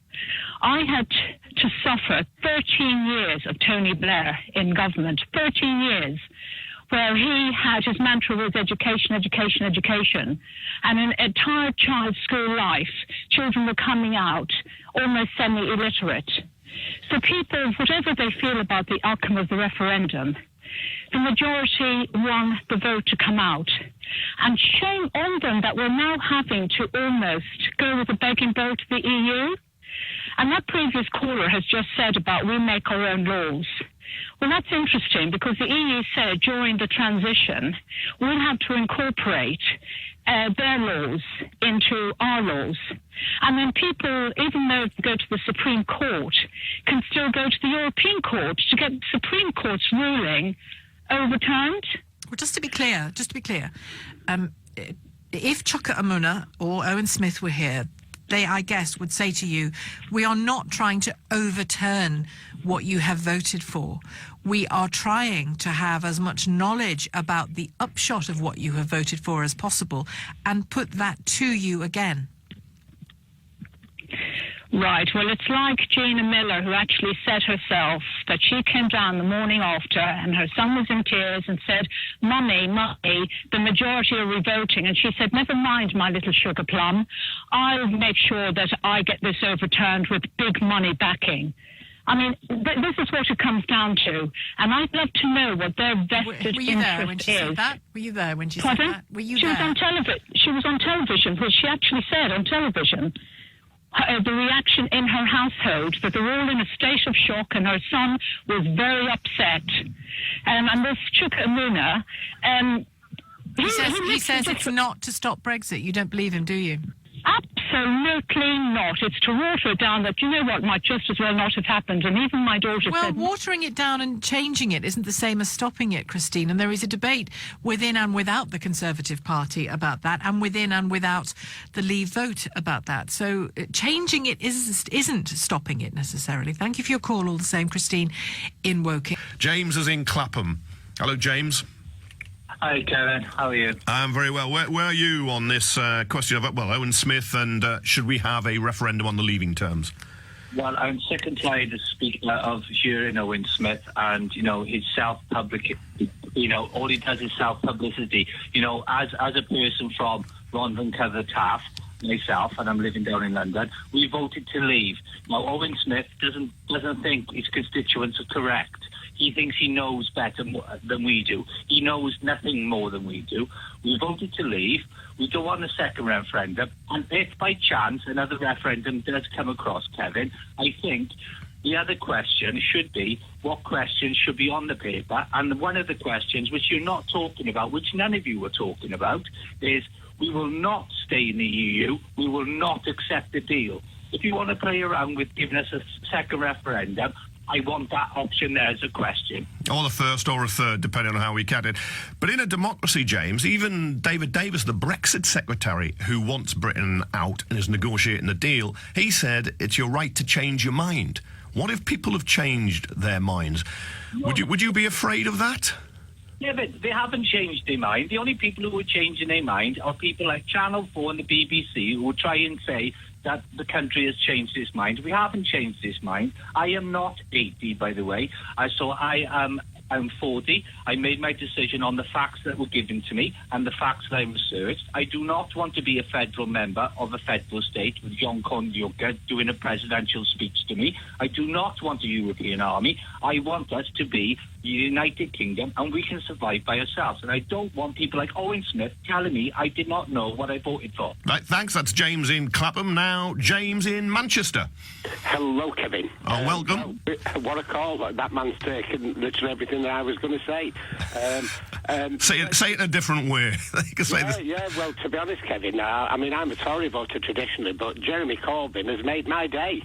I've watched this Owen person on numerous Question Times and political programmes, and I echo entirely what your previous caller said. He's the most jumped-up person. He was booed to the rafters once on Question Time when Dimbleby asked him outright, are you wanting to turn over the referendum? And he said yes. and coming on to this ridiculous notion of a second vote, right, for people. Or third. Sorry, third. I wish the hypocrites, like we've got them on the Tory party, like the Subis, the Clarks, and all the rest of them. I wish the hypocrites would just come out and say it and be honest that they want to stop Brexit altogether, instead of this mamby-pamby approach and massaging of the truth that it's all about the deal and want to get the best. They don't give a damn about what deal we've got. All they're doing is more damage to any deal. And do they seriously, whether you remain or leave voter, does anybody seriously believe that if we were to have a second referendum, that it gives the EU any incentive whatsoever to offer us a good deal? They'd offer us the worst deal possible, which would then encumber us to staying in. The only votes, like your previous gentleman, the only two questions, I don't want to see a referendum in the first place, but if they want to ask me two questions for a ballot box that says, do you like the deal, yes or no, I'll answer it yes or no, and that's it, right? And it's either accept the deal or we leave on WTO rules, and let the EU come back to us then and start negotiation. And as for Jeremy Corbyn, he's gone right up in my estimation. I'm seriously considering voting Labour now, considering the mess that Theresa May is making of it over there. And yes, it's absolutely made my day. I wish Theresa May would take a leaf out of Jeremy Corbyn's book. I hope they're all listening. Take a leaf out of his book, right, because he's shown more strength than she's ever shown in the EU this weekend. Yeah, take a leaf out of his book and get your Sobries out and all that was done exactly the same in the Conservative Party, but May hasn't had the courage to sack her. Get rid of her. I'd start with her first. James, that must be a world record, eloquent, long statement without taking a breath. Anthony's in Iain. Oh, hello, Kevin. It's lovely to speak to you again. You're one of my favourites. Oh, you're sweet. You can ring back. Well, it's true. I love your northeastern accent as well. Anyway, I don't agree with you because I'm a reluctant Brexiteer. Because I always loved the idea of the EU. I voted to go in. I voted to stay in. But now I'm a reluctant Brexiteer and I voted to come out. Because like everything else in this country, it's a question of class. And the middle classes, they're not affected by any of the issues like immigration, which the EU give us, because it just doesn't affect them. But for us working class people and poorer people, it affects us very, very badly in all sorts of ways. Anthony, I agree with you. Class is one of those, economic class, one of those great divides in Britain we don't often speak about or don't talk about enough about. And let's be honest, one middle-class person's cheap Polish plumber might be a working-class plumber not getting that commission. So I can see that. But would you oppose another referendum? Yes, I would. Because there's been such a lot of wind and waffle, although some people think, the outers like me would win. I think it's very unlikely because the way the government are going about it and all the wind and waffle and media stuff, that a lot of people, I think, who remain possibly could win. And we can't afford that. I can't afford it personally because I'm sick to death of what is going on in this country, and the way the government are going about it is quite appalling. I've got relatives in Lincoln, right? Now, either we're going to have a fishing industry or we're not going to have a fishing industry. It's as simple as that. Okay, Anthony, thanks very much, although I'm pretty sure Lincoln is landlocked, so it won't have a fishing port. Let's see if South Croydon has a better phone line than Tel Aviv. Chloe's there. Chloe, what would you like to say? Hi, James. Hello, Chloe. I've always wanted to speak to you. I've spoken to Majid. Dreams can come true. Now crack on with what it is you want to say. I think this is part of the bigger picture of backdoor Zionism becoming part of the UK law. I think that the picture... That doesn't sound mad at all. I think that, but the thing is, I don't seem to hear much of this in the mainstream media. Oh, Lord, the mainstream media. What do you think this is? I'm hearing You're on it now. Can you hear your own voice? I can. Well, then you're hearing it in the mainstream media. Now try again. Okay, I'll try again.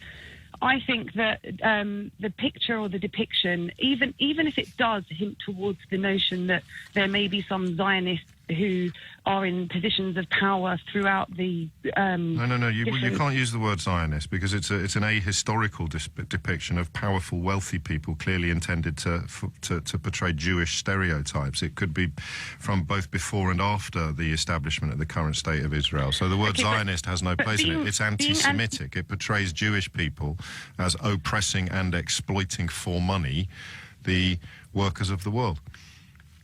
Okay, and you don't think that there are any there's any reason to believe that there are certain columns of power in this world in which there are extremely powerful people who have so your from position a Jewish is background. Your position is it's not anti-Semitic because it's true. That. Do you think that that's true or not?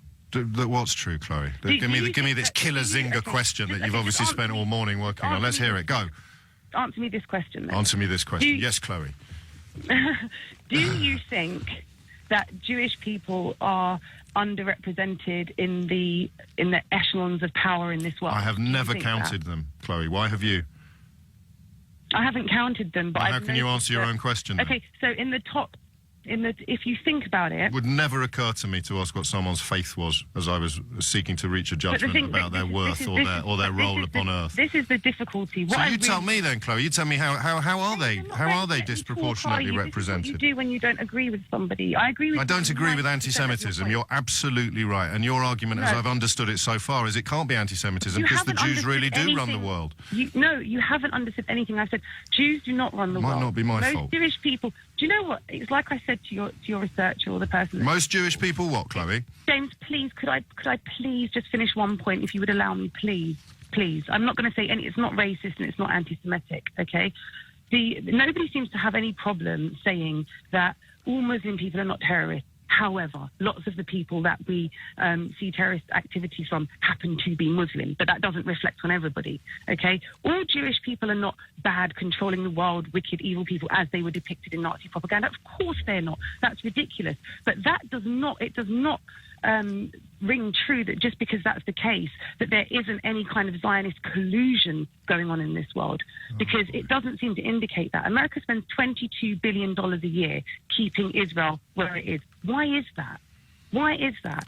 Why is it that they have now tied? Why have they now tied? Why have they now tied anti-Semitism? Why have they now tied criticism of the state of Israel to racism? Okay, criticising a country is not racist. Theresa May signed legislation last year that said that above and beyond criticism of Israel amounts to racism, and you will now be charged under. There were maybe 50 journalists from The Independent who signed an open letter to say that this is backdoor Zionism, the new legislation that embraced a new definition of anti-Semitism that was put forward by a Jewish group. Now, to blur the line between criticising Israel and criticising Jewish people and being racist... I don't know what radio programme you've been listening to this morning, but we covered all of these points in the introduction in rather more depth and knowledge than you've managed to do there. No one is criticising Israel today. It's the criticism of this mural that has prompted the debate about anti-Semitism. I know what you think, Chloe. I know what you think. I think you should have taken your chances when I was talking over you and avoided coming out on air, on the radio, as essentially saying, no, it's not anti-Semitism, because some of these sort of shady, world-dominating people are actually Jews, James. No, it's not because they're Jewish. Okay, so why are we talking about it then? Okay, can I ask you, do you No. think there's a Jonathan's in Finchley. Jonathan, what would you like to say? James, I despair at that call. I absolutely despair. I will be at the demonstration this afternoon. The fact is, the Jewish community, enough is enough. We've simply had it over the top with Mr. Corbyn. Describe it to me, Jonathan, because, look, the mural's disgusting. His response to it is pathetic. I can't prove that he's either lying when he says, I didn't realise that this debate about anti-Semitism was about anti-Semitism. I can't prove that he's more comfortable with it than he should be. That's the suspicion. But when you say enough is enough, what are you pointing at? Because it can't just be the fears and the suspicions about Mr. Corbyn. It has to be the evidence of what he is, I'm going to keep using this phrase, uncomfortably comfortable with. Jeremy, Jeremy, steady on, mate. James, we're up against the news, but let me run through it quickly. He said that Hamas and Hezbollah are terrorist organisations are dedicated to the good of the Palestinian people. He hosted Hezbollah supporters in the House of Commons. This is the greatest hits of criticism, and I'm looking for the very specific examples of his supporters. And in the context particularly of this mural, the stuff that is actually anti-Semitism, because expressing support for Hamas and Hezbollah, although it is for a lot of people offensive, it's not anti-Semitic. James, I work with a group called Labour Against Anti-Semitism. we have reported over 6,000 members of the Labour Party. And you're going to be able to tell me very, very easily what the most egregious examples of anti-Semitism are, as in looking at somebody who is Jewish and judging them as inferior to others. Comparing what Israel does with the action of Nazis is intensely... No, anti-Semitism means I look at you as a Jew and I feel negatively towards you. I want evidence of that. James, there is a definition of anti-Semitism which the Labour Party accepts, which the government accepts, which 135 local authorities... Go on, what is it? Well, for example... No, not for example. You just said there's a definition accepted by hundreds of people. Read it to me now. Tell me what it is.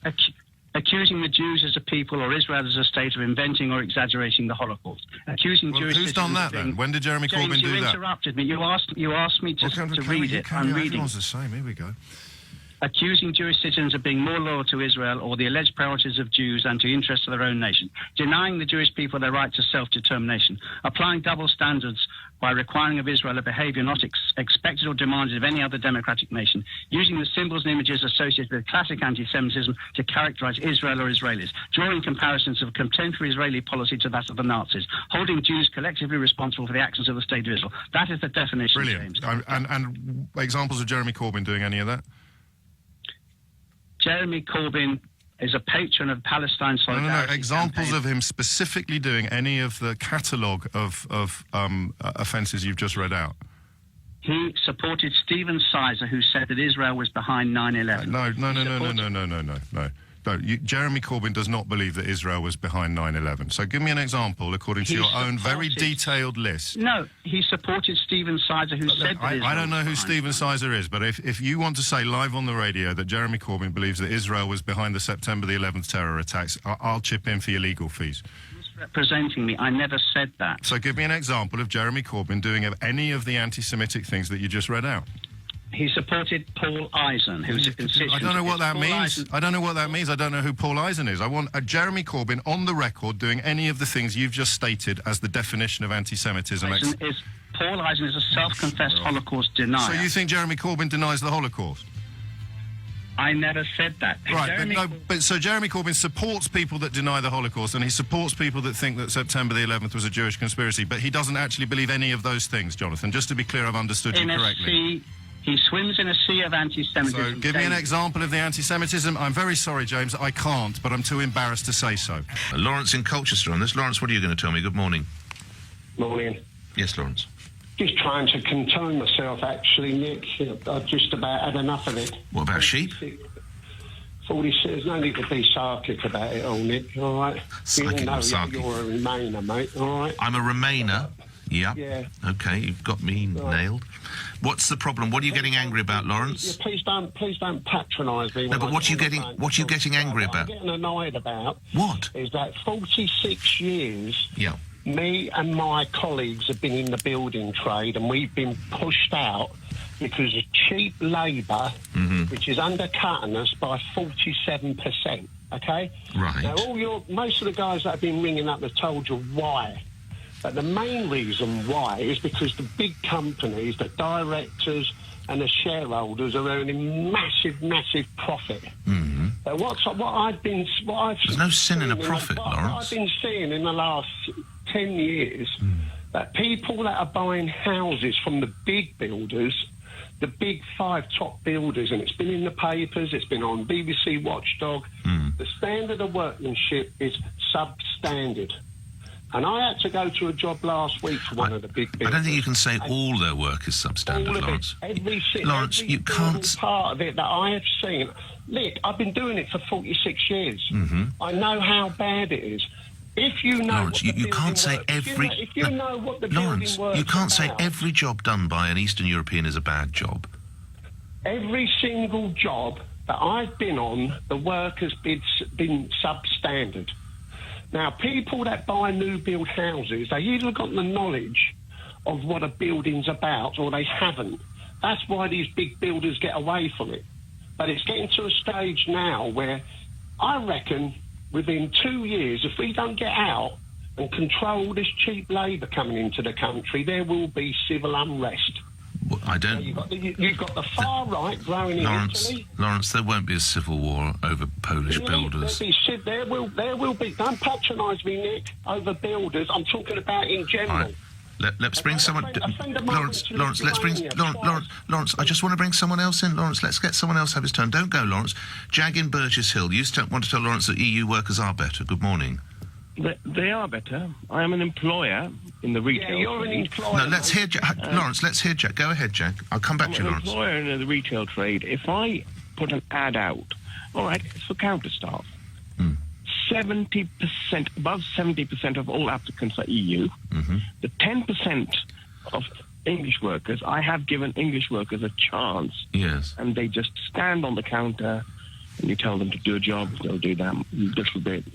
It's just like pushing them. Right. Whereas there's no impetus at all in them. Whereas the EU worker, 1, 2, can I do this? Can I do that? Can I do wants to help. Okay, let's bring Lawrence back in. Lawrence? Cheap labour again. What does he pay his workers? What I'm earning now. Lawrence, let's ask him. Jag, you don't need to say how much, but do you pay your EU workers at the same? 7 something is bare minimum. I pay $9.50 an hour. Regardless of whether you're from Bromley or Belgrade, you get the same money. Yeah. Yeah. Okay. Back to you, Lawrence. Go ahead. £9.50 an hour. I was earning that 30 years ago in the building trade. Well, this gentleman's not in the building trade. It's called, my missus works in the catering business. Right, okay? right. And it is so undercut that she's had to get out of it, okay? Right. Now, you're not just talking about money here. No, but we're talking about attitude, Lawrence. And Jag has said, as an employer, of these Eastern Europeans is they work hard, as Jag said. No. And that's why 17.5 million people voted to come out, and they want their sovereignty back. Yes. I'm telling you, Nick. But it's attitude. I've had enough of these peasants coming into our country, and nicking our work and undercutting everybody else. But they work hard. Enough of it. Lawrence, they work hard. Listen to what Jag is saying. He's an employer. They don't work hard. Jag, okay, we'll do it this way. Jag, do they work hard? Just to make that point again. Yes, they do work hard. They do work hard. It's not about they stand on their brooms. They what? They lean on their brooms doing nothing. What, and no British worker ever leant on his broom? No British workers... He probably did, he probably didn't. But what I'm saying is, you've got cheap labour coming in from countries that have been repressed for over 50 years. Or lastly, were you too expensive at one point? Was the British worker too expensive? No, I wasn't expensive. I've got city and guilds. I've worked in Buckingham Palace, Houses of Parliament. You name it, I've done it. Right. But maybe the British workers allowed their rates to get too high, and that's what allowed the Polish and Bulgarians. It's just you patronising middle class and upper class don't want to pay the going rate. That's what it's all about. Well, listen, exactly the same as the big companies don't. If I can get my windows cleaned by Igor, that's half the money that I have to give to John, I'm going to use Igor, aren't I? And they're just as clean. Why wouldn't I? To your country, then, aren't you? Why am I a traitor to my country that I'm saving money? To your country because you're exploiting. You're putting a young man who's married with 2 young children out of work. Who's charging too much to clean inside and out? No, rubbish. Inside and out of my house is a lot of money. 3 months ago about my wages, and you patronised me and said I wouldn't pay that. I know what the rates are. I've been doing it for a long time. And as I've said to my MP, Bernie Jenkins, you Tories will be out in the next election. And then you can go on Sky with your middle-class friends. But I do hope you ring again, Lawrence, and you can catch me talking out of my backside tomorrow night from 8, and of course listen to LBC at the same time. We continue to discuss Ealing Council's decision to ban harassment, intimidation and distress from the abortion clinic in their constituency in Ealing. And I've enjoyed the conversation more than I thought I was going to. The question then becomes, as the last caller suggested, where is the line between, if you like, free speech and things that shouldn't be allowed? And the line Ealing Council have decided is geographical rather than contextual. You can't do it here. Not banning the opinion, not banning the view, not banning the pictures, not banning the pamphlets, whatever it is you do, but you can't do it here. How do you feel about that? And if you've had experience from, I suppose, from either side, actually, of the protest, I'd love to hear from you as well. 0345 6060 973. Liam's in Croydon. Liam, what would you like to say? Good morning, Mr. O'Brien. First-time caller. Hello. Good day. Now, I would just like to give an example of what happened recently in Manchester with Manchester Borough Council. They decided to push through some legislation banning protests outside abortion clinics, and at the same time, they disclosed that they had no evidence. I'm simply asking, where's the evidence of harassment and provocation and intimidation outside these clinics? How hard have you looked? Well, James, in this day and age where everyone has mobile phones, it would be fairly easy, I feel, to find evidence of harassment. So do I. So how hard have you looked? Yeah. Well, I can only speak as a Catholic, and in terms of James. How does being a Catholic affect your access to the internet or the news? Well, that's not what I'm stating here. Why are you then? So how hard have you looked for evidence? We have an organisation called SPUC, the Society for the Protection of Unborn Children. Yes. Yeah. Now, I know personally members who protest outside these clinics. Oh, there's your evidence. From a Catholic point of view, James, there is no harassment, provocation, and intimidation. So they've got evidence. They need to present us with it. Have you been there yourself? At these clinics, no. Oh. So you just believe them when they tell you that there hasn't been any harassment? No, I'm looking for evidence. I'm asking how hard you've looked. I'm asking how hard you... With the evidence that there's any harassment, we're talking about a very, very, I think you would agree, a very sensitive subject. But I don't understand why you've rung me to say that you really want to see some evidence, and then you're kind of admitting that you haven't made any effort at all to find any. James, I haven't seen evidence.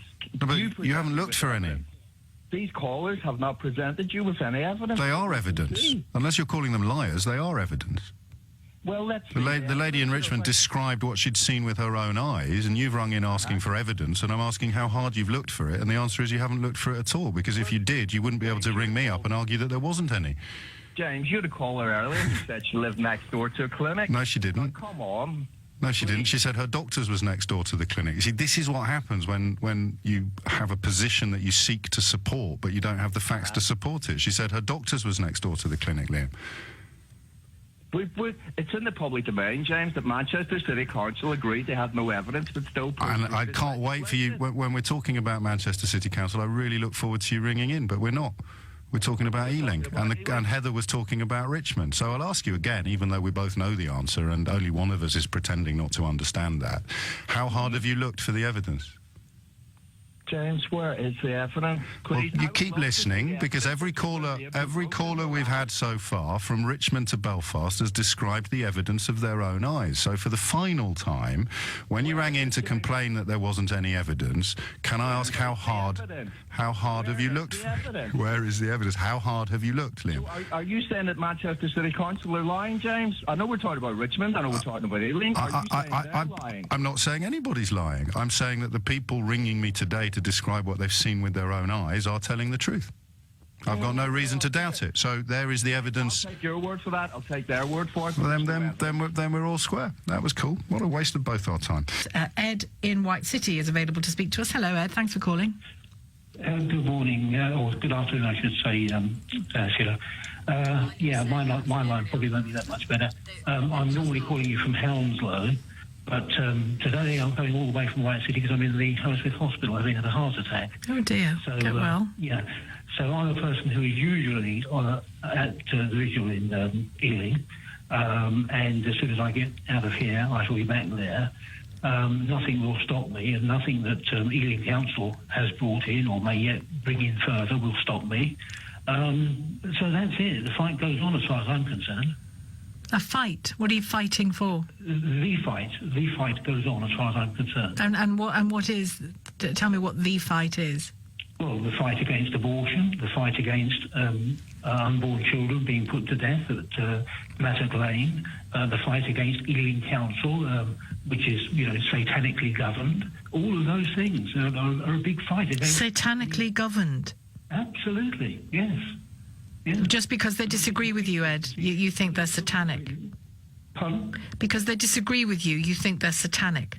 No, not because they disagree with me, but because they're evilly motivated. If you look into all that's gone on, I mean, I've spoken to some of those councillors who said to me that, they wouldn't be voting in favour of this and that. But when it comes to it, they all vote in unison, believe you me, they're under a directive. Ed, thank you for your call. Get well in hospital there in White City. You're a leading expert on this. Why is the left allied with radical Islam? Why are they trying to flood? Because they hate Christianity. They can't, they deny absolutely our Judeo-Christian culture, which, if you think about it, actually are the roots completely of our nations and our civilization. They deny that. They also, don't forget, Alex, they want to abolish the nation state. They want to get rid of it. They want to replace it with the globalist project, and the European Union is the prototype for the new world order. Do you know, if Hillary had won that election last year, she was going to sign America up to get really close to this kind of thing. So, we may sit here right now, Alex, and be a bit critical of Trump, but on many other things, he's got things right. And when you send a message, when Angela Merkel sends a message, as many of you as want to come can come, what do you think they're going to do? In fact, the Liberals have become the very fascists that they try and criticise with their rhetoric. And look, what's really happening here? Don't underestimate how massive the seismic shock of 2016 was. The victory of Brexit, the victory of Trump. We're winning. Look at Hungary the other day. We are winning, but it doesn't feel like we're winning because the left and the state are fighting back with all their might. And you know something?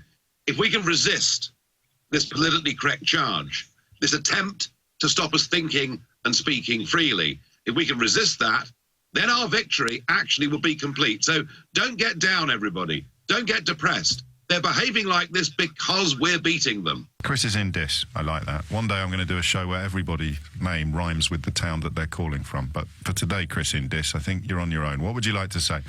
Yeah, good morning, James. I think the one thing that's changed is even less people believe this lie. We're relying on one Al-Qaeda-produced video as evidence for this attack. That is the rebels in the area, Al-Qaeda. Right. You're a bit nuts, Chris, aren't you, mate? A bit what, sorry? Nuts. Why do you think that, James? Explain to us all. When President Macron talks about the tests that have been undertaken on the urine and blood samples from the victims of the gas attack that were brought out of Syria by the Red Cross and other humanitarian organisations, you think that's all lies, don't you? No. I'm not denying for one moment that there's been some sort of attack. But you think the rebels did it to themselves? There are UN documents that prove that the other side have used chlorine gas. Okay, so in answer to the question of why Theresa May is doing it, your answer is because... Go on again? Well, Theresa May will do anything that's put in front of her.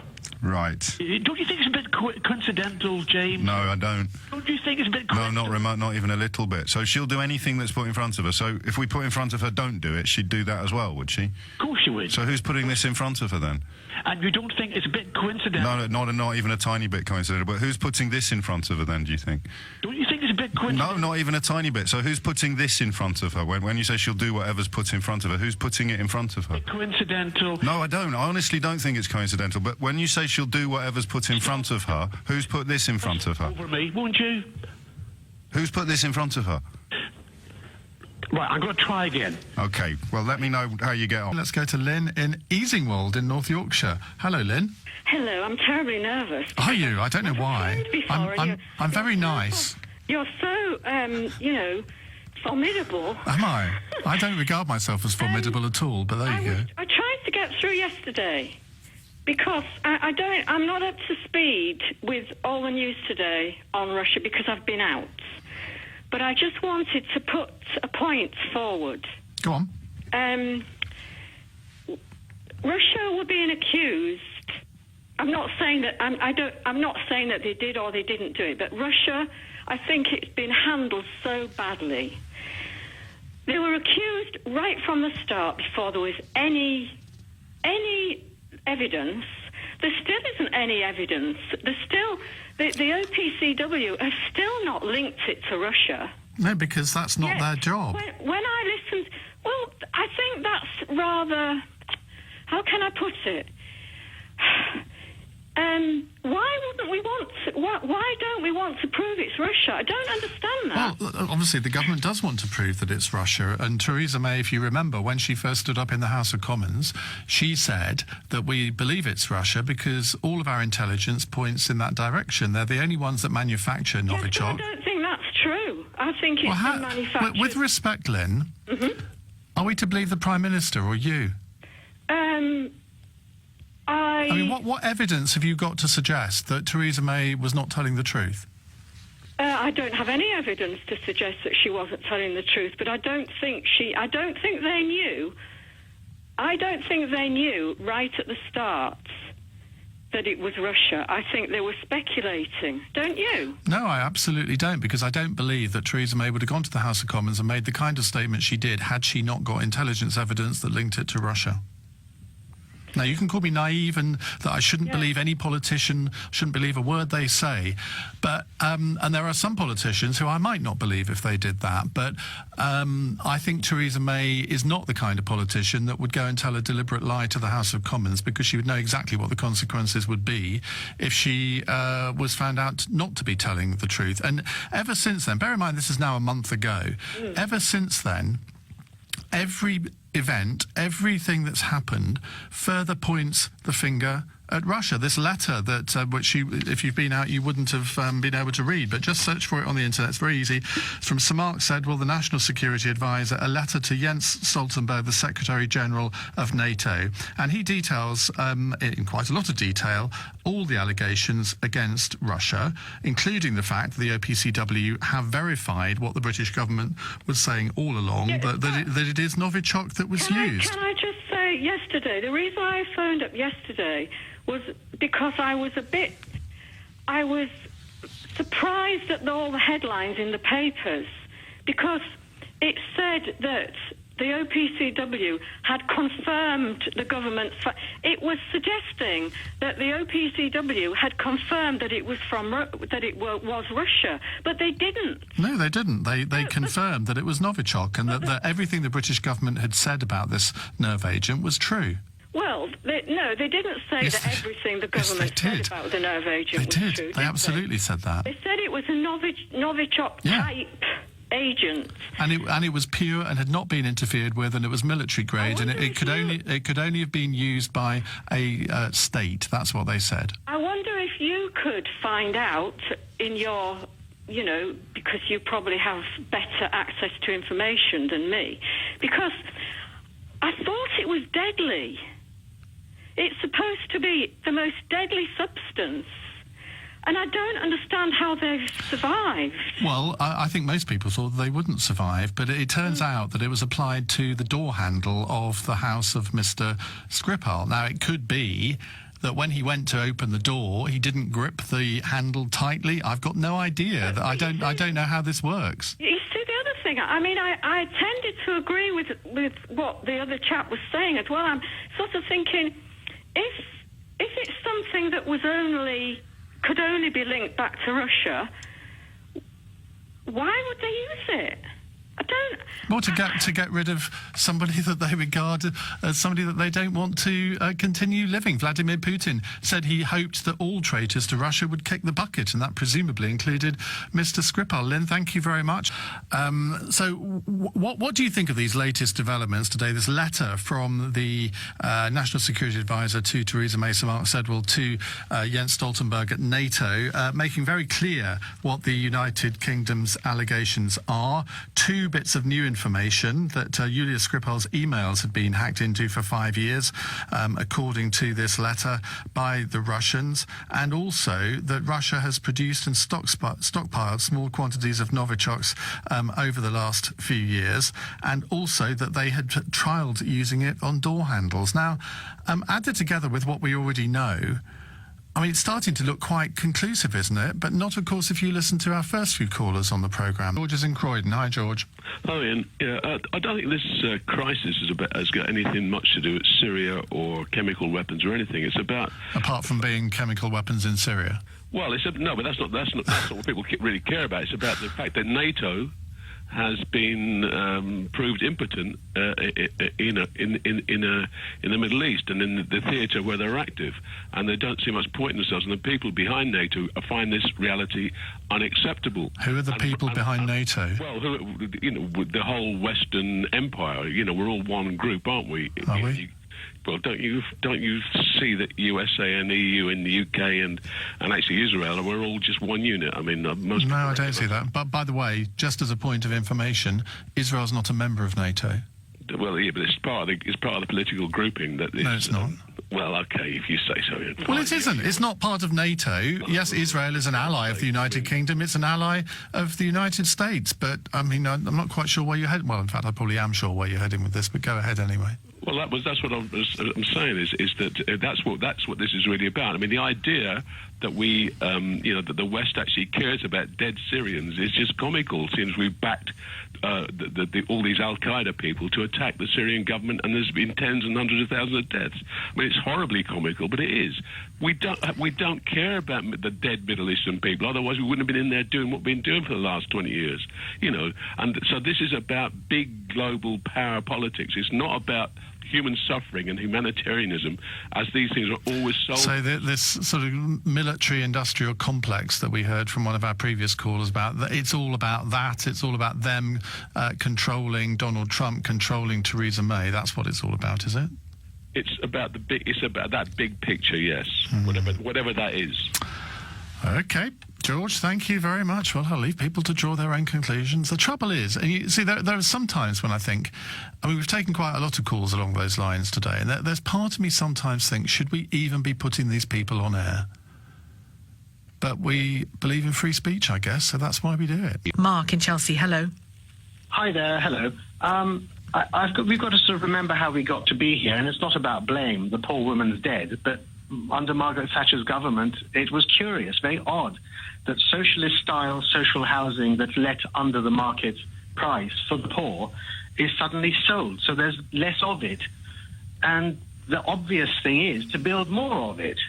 But I, being in Chelsea, I'm not exaggerating, see some very curious things, like on one side, the brother of a marquis who literally dines with the Queen in a house, and next door, people who are on crack in social housing. So I think that if we do build, which we're going to have to, more of the stuff, there's going to be some serious legislation required so that if they behave in a disgusting way, and the percentages, crime reporting, the statistics are out there, people who think it's a right to be given prime, in often cases prime property, they think it's just a right, and they can then start to behave in a very disgusting way there. I think they should then be removed for the sake of the rich and poor in society who are surrounding them, who they live next to. It shouldn't be a sort of right that you can behave in a disgusting way, get somebody pregnant, embark on a career on drugs, and say, well, where's my council flat? It's late. It's a month late. We can't afford to allow it to work like that anymore. Well, you're not suggesting that only certain types of people end up on crack, are you, Mark? Well, I do see that, if there is acquisitive crime, often not conducted by major minds, they don't seem to be coming out of Belgravia. They often are in council estates, which are very close to extreme wealth, like Grenfell. We're told that there were millionaires opposite it.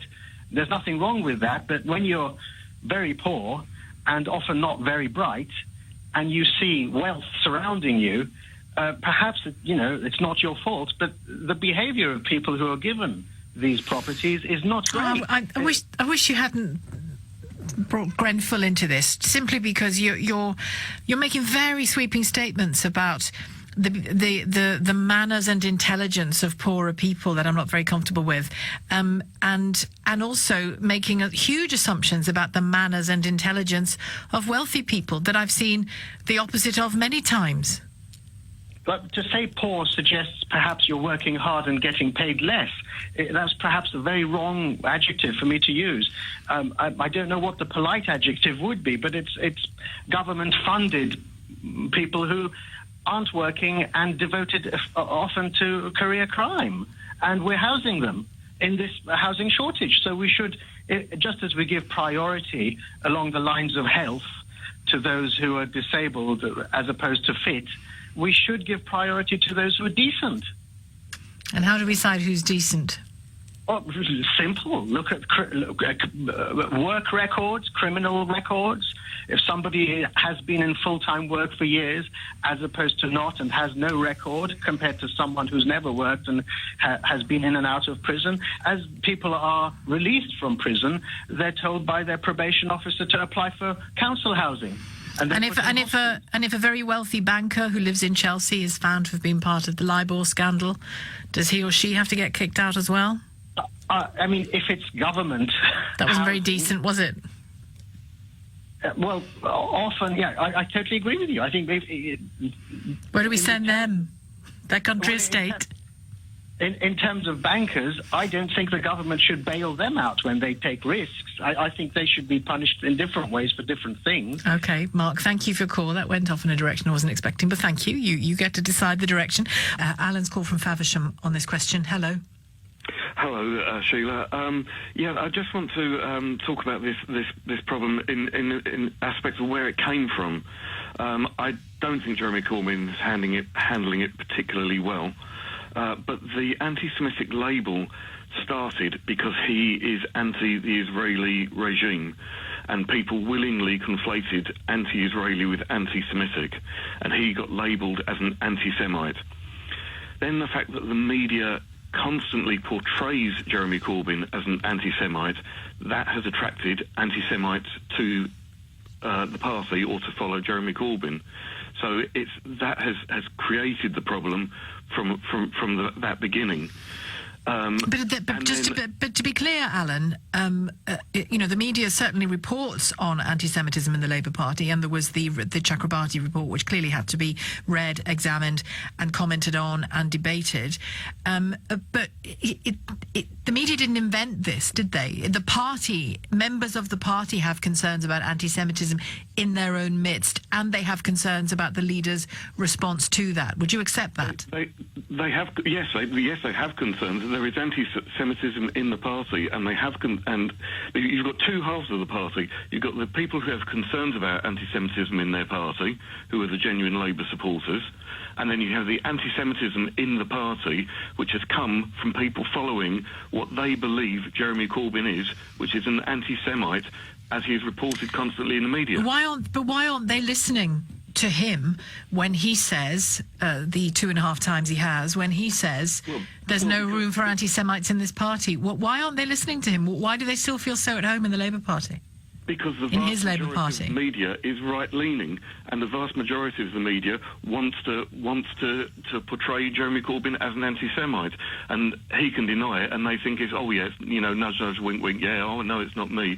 But so the media, like the Pied Piper, have lured anti-Semites into the Labour Party. Is that what you're saying, Alan? Yeah, well, it's not only them, because there's the likes of John Mann, who will join any bandwagon that is bashing Jeremy Corbyn.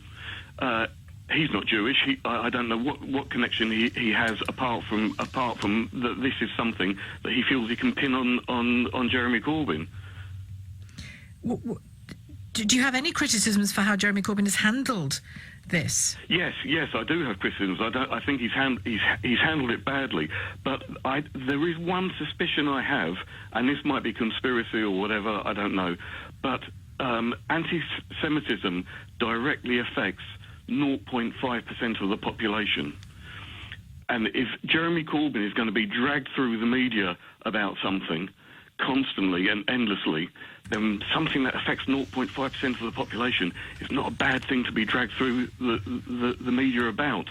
Perhaps he's thinking, let them keep on banging on about anti-Semitism, because 99.5% of the population are not affected by that. I'm affected by it, and I'm not Jewish, Alan. I'm deeply affected by the idea that anti-Semitism hang on. You're offended by it. You're not. I am affected and offended. I'll tell you how. You don't have to be Jewish to be affected by anti-Semitism. Clearly, there is a very specific effect if you are Jewish. But the reason all of us are affected, and you should be less relaxed than you are about it, it seems to me, is that when it becomes open season on a particular group of people whose history I can barely believe I have to remind people of, but we do. When you have to, when it becomes open season on those people in particular, and when it becomes something that we are supposedly supposed to tolerate and be relaxed about and not be appalled by, that affects all of us, Alan. Just as Luciana Burgess said yesterday, when there is an intolerance against Jews, there is an intolerance against difference. And when there is an intolerance against difference, there is an intolerance against humanity. And that affects all of us. Sheila, it affects everybody, but unless you are Jewish, it affects you at a very low level. I think there are very few non-Jewish So you'd be the man looking over Auschwitz's wall, would you, and saying, well, I'm on this side, so I'm all right? Oh, Sheila, that's just ridiculous. I'm talking about voting. I'm talking about losing votes. The number of I'm not. I'm talking about decency. Yes, I know, but that's what I'm talking about. That's why I'm saying that perhaps he thinks if the right-wing media are going to constantly bash him, then bashing him about something that directly affects 0.5% of the population. With the other people, when they go to the ballot box, they're thinking about the economy, they're thinking about jobs, they're thinking about education, they're thinking about all kinds of things that directly affect them. And how does that make you judge him? Well, as I say, I don't think he's handling it well. But more, is that it? The bad tactic? Because it makes me think, if that, I don't know if that's his motivation, but if that is his motivation for staying quiet, or as quiet as he does stay, if that is his MO here, that's almost as appalling as anti-Semitism. Because it's so low. I'm not saying that's his MO. What I'm saying is anything he does. I mean, if he. Well, you did just say that, Alan. Well, to start with, how many cases can you cite of any political party leader saying this is a problem specifically in my party? It's my party that's wrong. How many instances of that can you cite? In relation to anti-Semitism? In relation to anything, in relation to any problem at all, it's not. Well, when a problem has been proved to exist in a particular party, I think they have, haven't they? The problem has been created in the party. Well, I mean, just look at Theresa May in the House of Commons today on the Windrush situation and Amber Rudd yesterday. I mean, they have to do a lot more than apologise, but they've made it clear that there's a problem and they need to fix it. The problem, yes, but they didn't say the problem exists in the Conservative Party. They said the problem exists in the government, which is a Conservative government.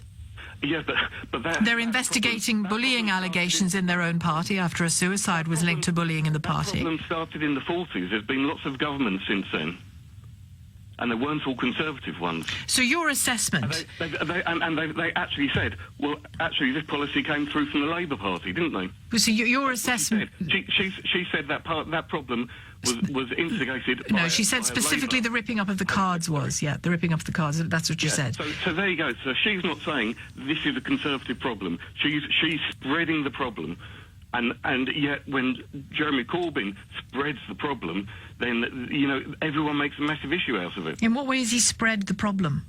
By saying it's in society, rather than saying, yes, it's my Labour. But he isn't responsible for society, is he? This is a part. No, and that's the thing. But he is responsible for his party. Yes, I know. That's what I'm saying. But how many leaders will say the problem is my party? So you think can I just clarify something? Do you believe that the anti-Semitism problem in the Labour Party and the problems it is causing Jeremy Corbyn, if indeed it is ultimately, are a media confection? No, I believe they're real, but they were created by the people are following the media. Anti-Semitism was created by the media in this case? Yes. OK, Alan, thank you for your call. Back to the problems, not just in Berlin and Germany, but across the whole of Europe, according to the Israeli president. John is in Romford. John, you're on the radio. Good morning. Hi, good morning, Nick. How are you, sir? I'm all right, thank you, matey. What are you going to tell me?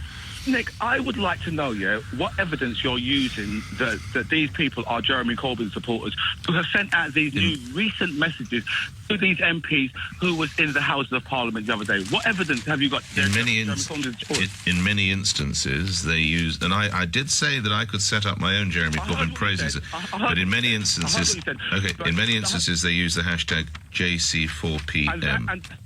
And that makes them Jeremy Corbyn supporters. Don't you think that people would try and be a bit mischievous over this whole thing? Right? Why would someone who wants Jeremy Corbyn to be Prime Minister, right, put that at the end of their hashtag after they've sent a horrible message to somebody? All I can say is, do you not? What you're doing is you're spreading is fake news. Oh, really? And it's complete. Oh, really? Yes, it is, Nick. Okay. Yes, it is. You have no proof. You don't think? Hold on. You don't think? Jeremy Corbyn's not a racist, right? I didn't say. You are bigoted. I didn't say he was a racist. Yeah. You are bigoted and racist, right? Okay. Jeremy Corbyn is not. Okay. Right? Do you not think it? Do you not think it speaks to a pattern of behaviour that the people who put up these social media posts about Ruth Smith, about Luciana Berger, about John Mann, either finish with hashtag Corbyn, hashtag anti-Semitism, hashtag JC4PM, and on a closed Facebook group entitled I'm Backing Jeremy Corbyn for Prime Minister, which has 24,000 members, one poster told MPs such as Ms Smith to grow a backbone. You don't think this speaks to a pattern of behaviour? One post out of 24,000 people, yeah? Right, look. OK, I'm so sorry. Let me give you another one. John Mann is a sniffling backstabber. There's two. How many do you want me to do, John? Well, who have they come from? Who have they come from? They've come. Oh, here we go again. They've come from a closed Facebook group called I'm Backing Jeremy Corbyn for Prime Minister. So when you talk to me about fake news, John, why don't you actually do some research and find out what's actually happening? About what Ruth Smith done, yeah? Ruth Smith... If you're going to be a foul and offensive about her, I'm going to have to take you off air. I'm not going to be foul and offensive about anybody. Go ahead, then. I'm not going to be... Right? Okay. Ruth Smith was in a room with nigh on 200 people, right? And someone said something to her in that room. Is this the Chakrabarti report you're talking about? Yes, that's correct. Yeah, that's correct. Yeah. And she decided at that point that she's going to jump up and run out. Well, she was hang on. All right, we'll do it this way. She was singled out and highlighted as a result of her faith. We don't want to live in a country where someone would say, if I was sitting there, look at that fat white Christian over there, would you? Or perhaps that's the world or Britain in which you want to live. Well, considering that she is an MP, yeah, she should have known how to deal with that situation. So it's okay to call her, pardon my language, but it's all right to call her a Zionist, a Zionist bitch, is it? Because she's an MP. Can I finish what I'm saying? Well, you're in really slippery ground, John, because you're verging on a red card in candidate. Well, Ruth Smith, right, should have simply turned round to that guy and gave him what for. Because why should she have to? Why should she? Why should she be subjected to something? Because if you want to say, oh, there's a Labour Party MP there, fair enough, I'll give you that. Oh, there's a Jew there. No, why should she have to defend herself because she's a Jew? Do you think if someone criticised Diane Abbott for being a black woman, she would have run out of that room? She wouldn't have. She would have given them what for? She would have said to them, listen... Why are you moving us to Diane? Why can't you just address this? There's no reason why you should be picked out because you happen to be Jewish or because you happen to be black. No, I agree with you. But let's stick with this particular. Why won't you accept that there is a problem within the party? There's a problem in wider society. No. I didn't say there wasn't. Why won't? No. Okay. We'll come to society in a minute. We'll come to society in a moment. Will you accept there's a problem within the party and people who purport to back Jeremy Corbyn?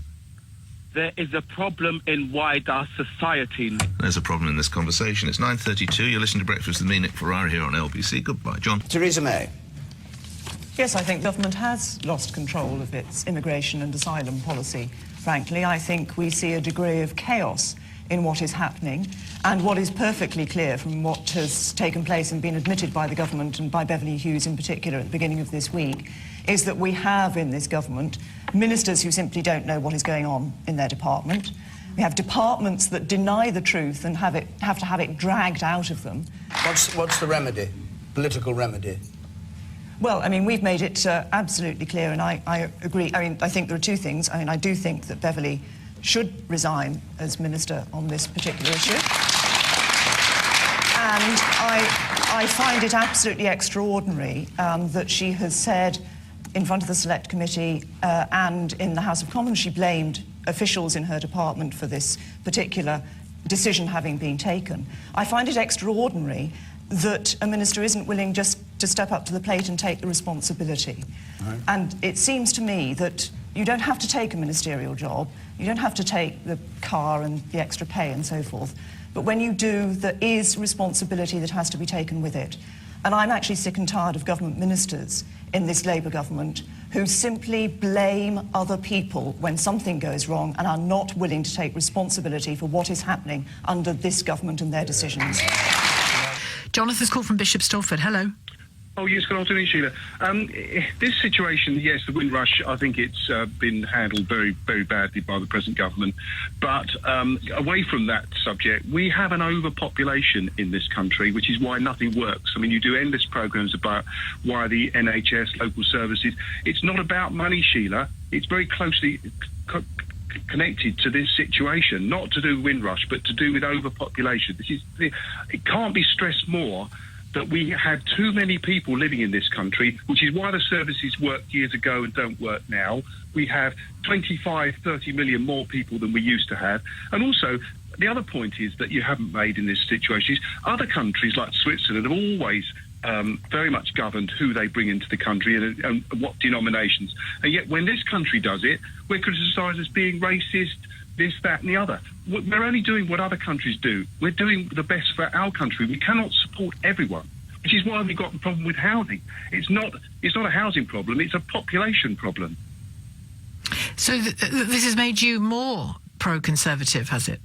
Not because of Windrush, because I think Windrush has been handled totally wrongly by this government, particularly by Mrs May, and she's got to take responsibility of that because she was it was brought in. We're told that the boarding passes and whatever else landing passes were under a Labour government, and they've got to take responsibility for that as well. But let's be honest, Labour Party have got their own problems, and Corbyn is signed with all sorts of people around the world that, quite frankly, he shouldn't be. And I don't believe anybody should vote for him at all if they need to change the leader, if Labour have got any chance of winning any election. And I think some people in his own party think that. And on the Conservatives, on immigration in particular, you see them as a party of strength, do you? Windrush aside. Let's be honest. Without being racism and bringing any sort of colour or creed into it, Sheila, people in this country, a majority for all those Remainers out there, which you keep banging on about and just bad losers, we could have lost the other way, and we would have just had to deal with it, suck it up and move on. But at the end of the day... And would you have? Sorry? Would you have? I don't think I would have had a choice, Sheila, because you know what?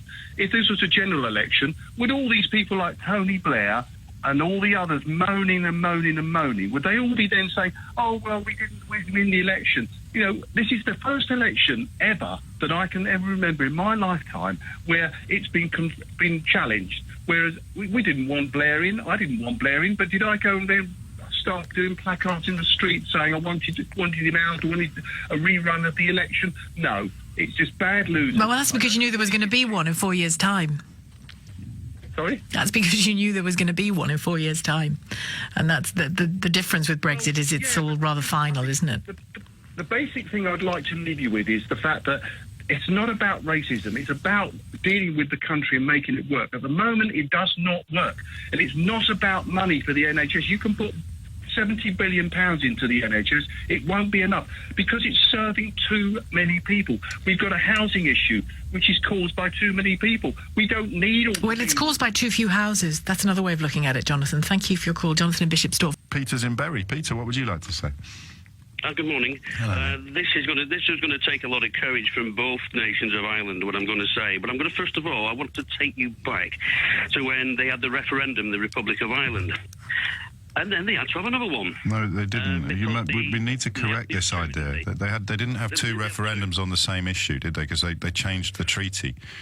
Well, they changed it, yes, but in the respect of it, it kind of was like the same in a way. No, but it kind of wasn't remotely. That's the whole point, is that the European Union took the result of that referendum, took on board the concerns of people who'd voted against it, against signing that treaty, changed the treaty, went back to the people of Ireland, asked them again, and they said, thank you for taking our reservations and concerns into account. You have successfully changed my mind. Because you know that great quote of John Maynard Keynes, Peter? Well, you tell me. When the facts change, I change my mind. What do you do, sir? So we can leave that canard in the fridge and carry on with your solution to the Irish border question. Right, okay. Well, it's true. We all change our minds through the years. We all get a bit mature. And what I'd like to say is, We need to start. It's got to go for the generations to come. This, and I think those generations to come. Really no, it's got to be done by the end of the transition period, mate. Not generations to come. And really, it needs to be in place by June so that we can negotiate it at the next meeting. Okay, here it is then. Here it is. Both nations of Ireland take on dual nationality of the UK. They have a referendum to come out of the EU. That's for the Republic. That's for the Republic of Ireland. They don't want to. Come out of the EU. They don't want to. It's the people. This isn't the people. This is the politicians that are making these ideas. These are the politicians that are making it because there's money for them to be made. So how does that work? There's money for politicians to be made. How do they make money? Politicians do make money because they make money on various things. Well, just tell me an example of what you're talking about, because I'm a bit lost, my friend. Right, I'm going to give it you plain and simple about this, okay? It's certainly simple, but I'm not sure it's plain. Right, I'll do the best I can, because I've thought about this for years. Ireland needs to come together. We all need that. To move forward, we have to come together. We ought to stop the squabbling that is years and years. They did stop it. That was called the Good Friday Agreement. And it's still going on. No, it's not. It's enjoyed its longest period of peace in living for 500 years, arguably. Yes, it's Peter? in the mindset of people. What is? When were you last there? You only need when were you last there? I was there. I was in Ireland about 15, 20 years ago. And the mindset of the people today is something that you feel you have a degree of expertise on. No, James. If you don't butt in for a minute and just let's look. I can't let you talk nonsense, Peter. It's embarrassing for both of us and an insult to my listeners.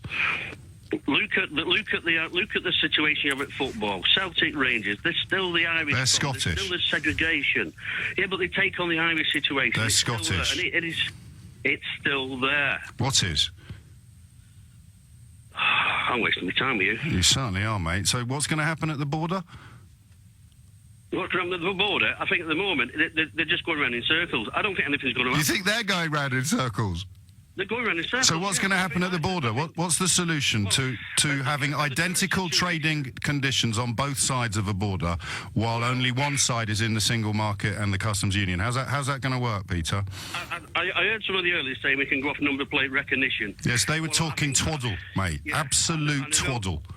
So how's it going to work? The only other solution is, if that's the case, that you go off microchip properly, so you microchip the population, so you know who's in there. Well, there we go. So you're gonna. What if they don't want to be microchipped? Is it going to be compulsory? Well, that's it. So your answer is, now that we've really gained to the crux of it, and your insight into the mindset of the people of two countries, one of which you visited 20 years ago, we need to compulsorily microchip all of them. No, well, these are the problems. These are the things that you hear that could happen. People get. So what's your solution? You phoned in to tell me your solution. What's your solution? The solution is to give a referendum to the whole of Ireland. Do you want to come together as one nation? And then also throw in the question: would you like to be dual nationality for the UK and Irish? And then you've got a good commerce. The pound is very strong. I think the pound is even stronger than the euro. What are you talking about, Peter? Give the chance for the Irish people to vote. The Irish people don't want a referendum on what you describe. The Irish people are perfectly happy where they are. What are you talking about? You think that the British government should force the Irish government to have a referendum on something they don't want to have a referendum on? And the alternative is to put microchips in them all because you went there 20 years ago and you got an insight into their mindset built upon your knowledge of football in Glasgow. On a scale of 1 to 10, how well do you think this gone for you, Peter? I'd say about 7. Would you really? And your vote, my friend, is worth the same as mine. What an absolute travesty. Let's go to Ron in Shepherd's Bush. Hello, Ron. Yes, hello, Iain. Hi. Hi. There's obviously no anti-Semitism in Labour, none whatsoever. Really? OK. What's this meeting all about, then? But there is plenty of anti-Zionism, definitely. There's no doubt about that. We on the left and in Labour, especially, think that the abomination of the state that they call Israel is a criminal entity, butchering and annihilating the indigenous Palestinians at will with impunity, with no recourse, with no punishment. And the actual formation of the state is one of the greatest crimes against humanity. So you don't even think there should be an Israeli state? Well, there shouldn't be a state for a religious cult of people. Wow, you're calling Judaism a religious cult. You, Ron, are an anti-Semite. It's a cult. No, you're an anti-Semite. You hate Jews, don't you? No, I don't hate Jews. Yes, you do. And I don't. But let me correct you on something. The people using that phrase anti-Semitism are not Semites. They're white Europeans. They're white Ashkenazi, Yiddish, Sephardic Europeans. The vast majority of Semites are Muslim. But some Jews aren't Semites. Wow. Well, white European Jews are not Semites. That's plain fact. If your heritage is white, Eastern, or Northern European, or European full stop, you're not a Semite. You know, you can get away with calling yourself Ashkenazi. You can get away with calling yourself... So you're anti-Israel, anti-Jew, anti-Semitic. I'm anti the Zionist junta in Israel.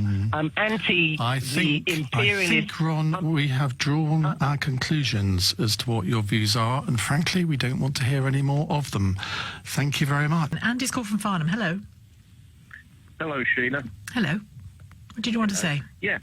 I just wanted to really say that on the last referendum, what you've got to understand is that the majority of the people in this country voted to leave Europe and have a strong immigration policy, which is exactly what we've got. You're now saying, you know, let everybody in. I'm not. At no point. I'm not. This is what you do. I am not saying that. I do not think that. I've said the opposite in the first hour of this programme. I am not saying that, Andy.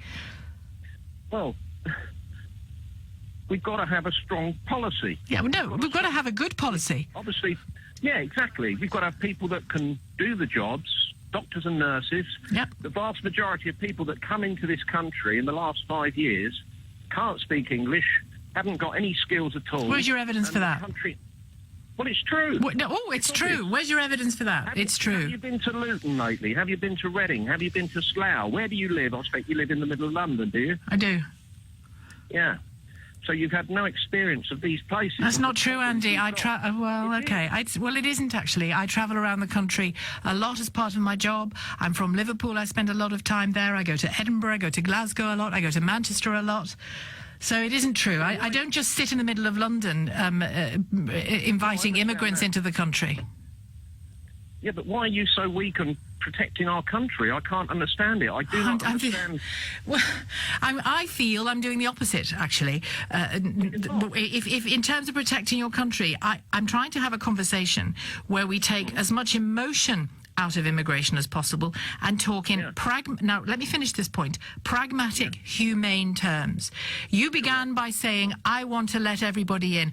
I do not. I never have. I never will. It would be a silly policy. What I'm asking for is a policy that works. And for the policy to work, your targets shouldn't be about deportation. Your targets should be about who we want to come here and why. Get that right, and you won't need targets for deportation. So why out of the last 5 or 6 callers you've had has everybody saying the opposite? The criminals and people, illegal immigrants, need to be deported from this country. Yes, they do. There's no excuse for that. There's no excuse. Yes, I never said that. I never said they don't. Yes, you are. Your whole tone and excuses all the time, same as Diane Abbott. You might as well go up to Heathrow and hand out Britishes and they come off the aircraft. Have you actually got ears, Andy, that work? I have. Yes, I have. And I'm a proud Englishman, and I'm upset for my children and for the future of this country with what's happening. And you think you think that what I have said amounts to let everyone in and deport no one? Is that what you're hearing when I speak? No, but you're harbouring on the side of a weak border. You're not controlling. I'm not. Anything. I'm really not. You've got to be like Australia. I'm not. I think we should have border checks. I think we should have better coastal checks.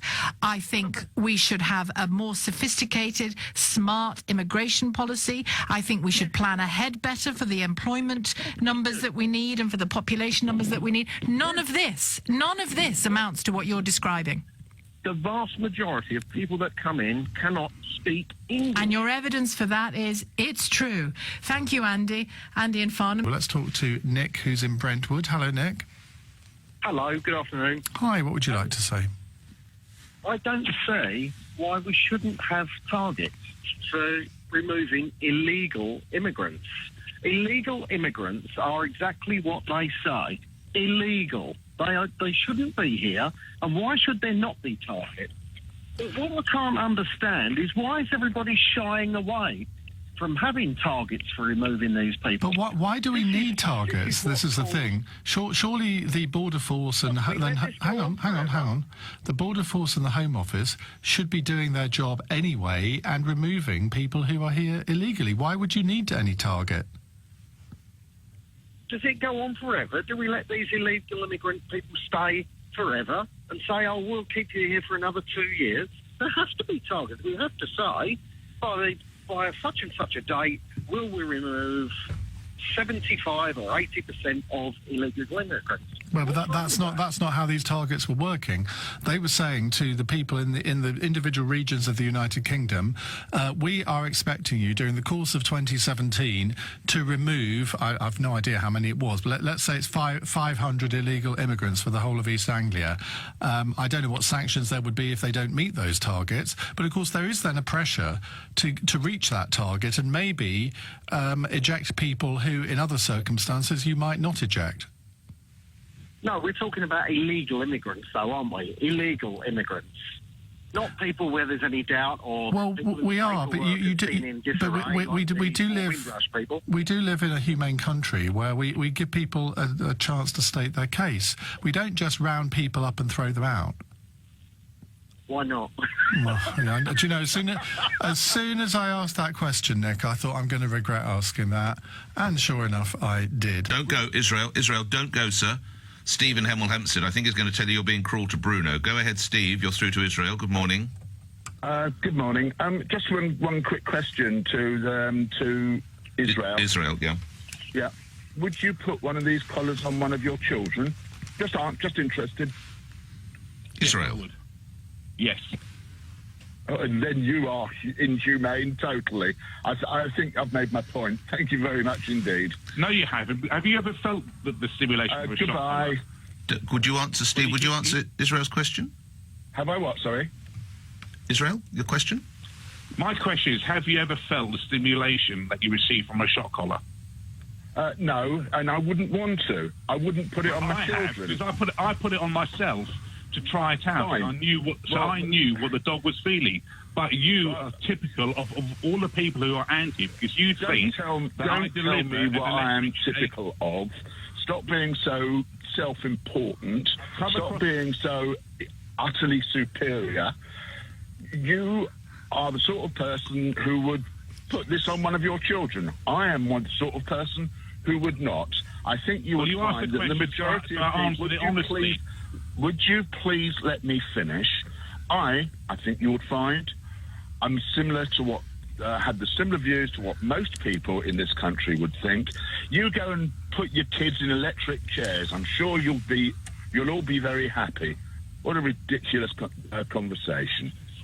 Steve, thank you. Israel, thank you for that. I know he's a moron.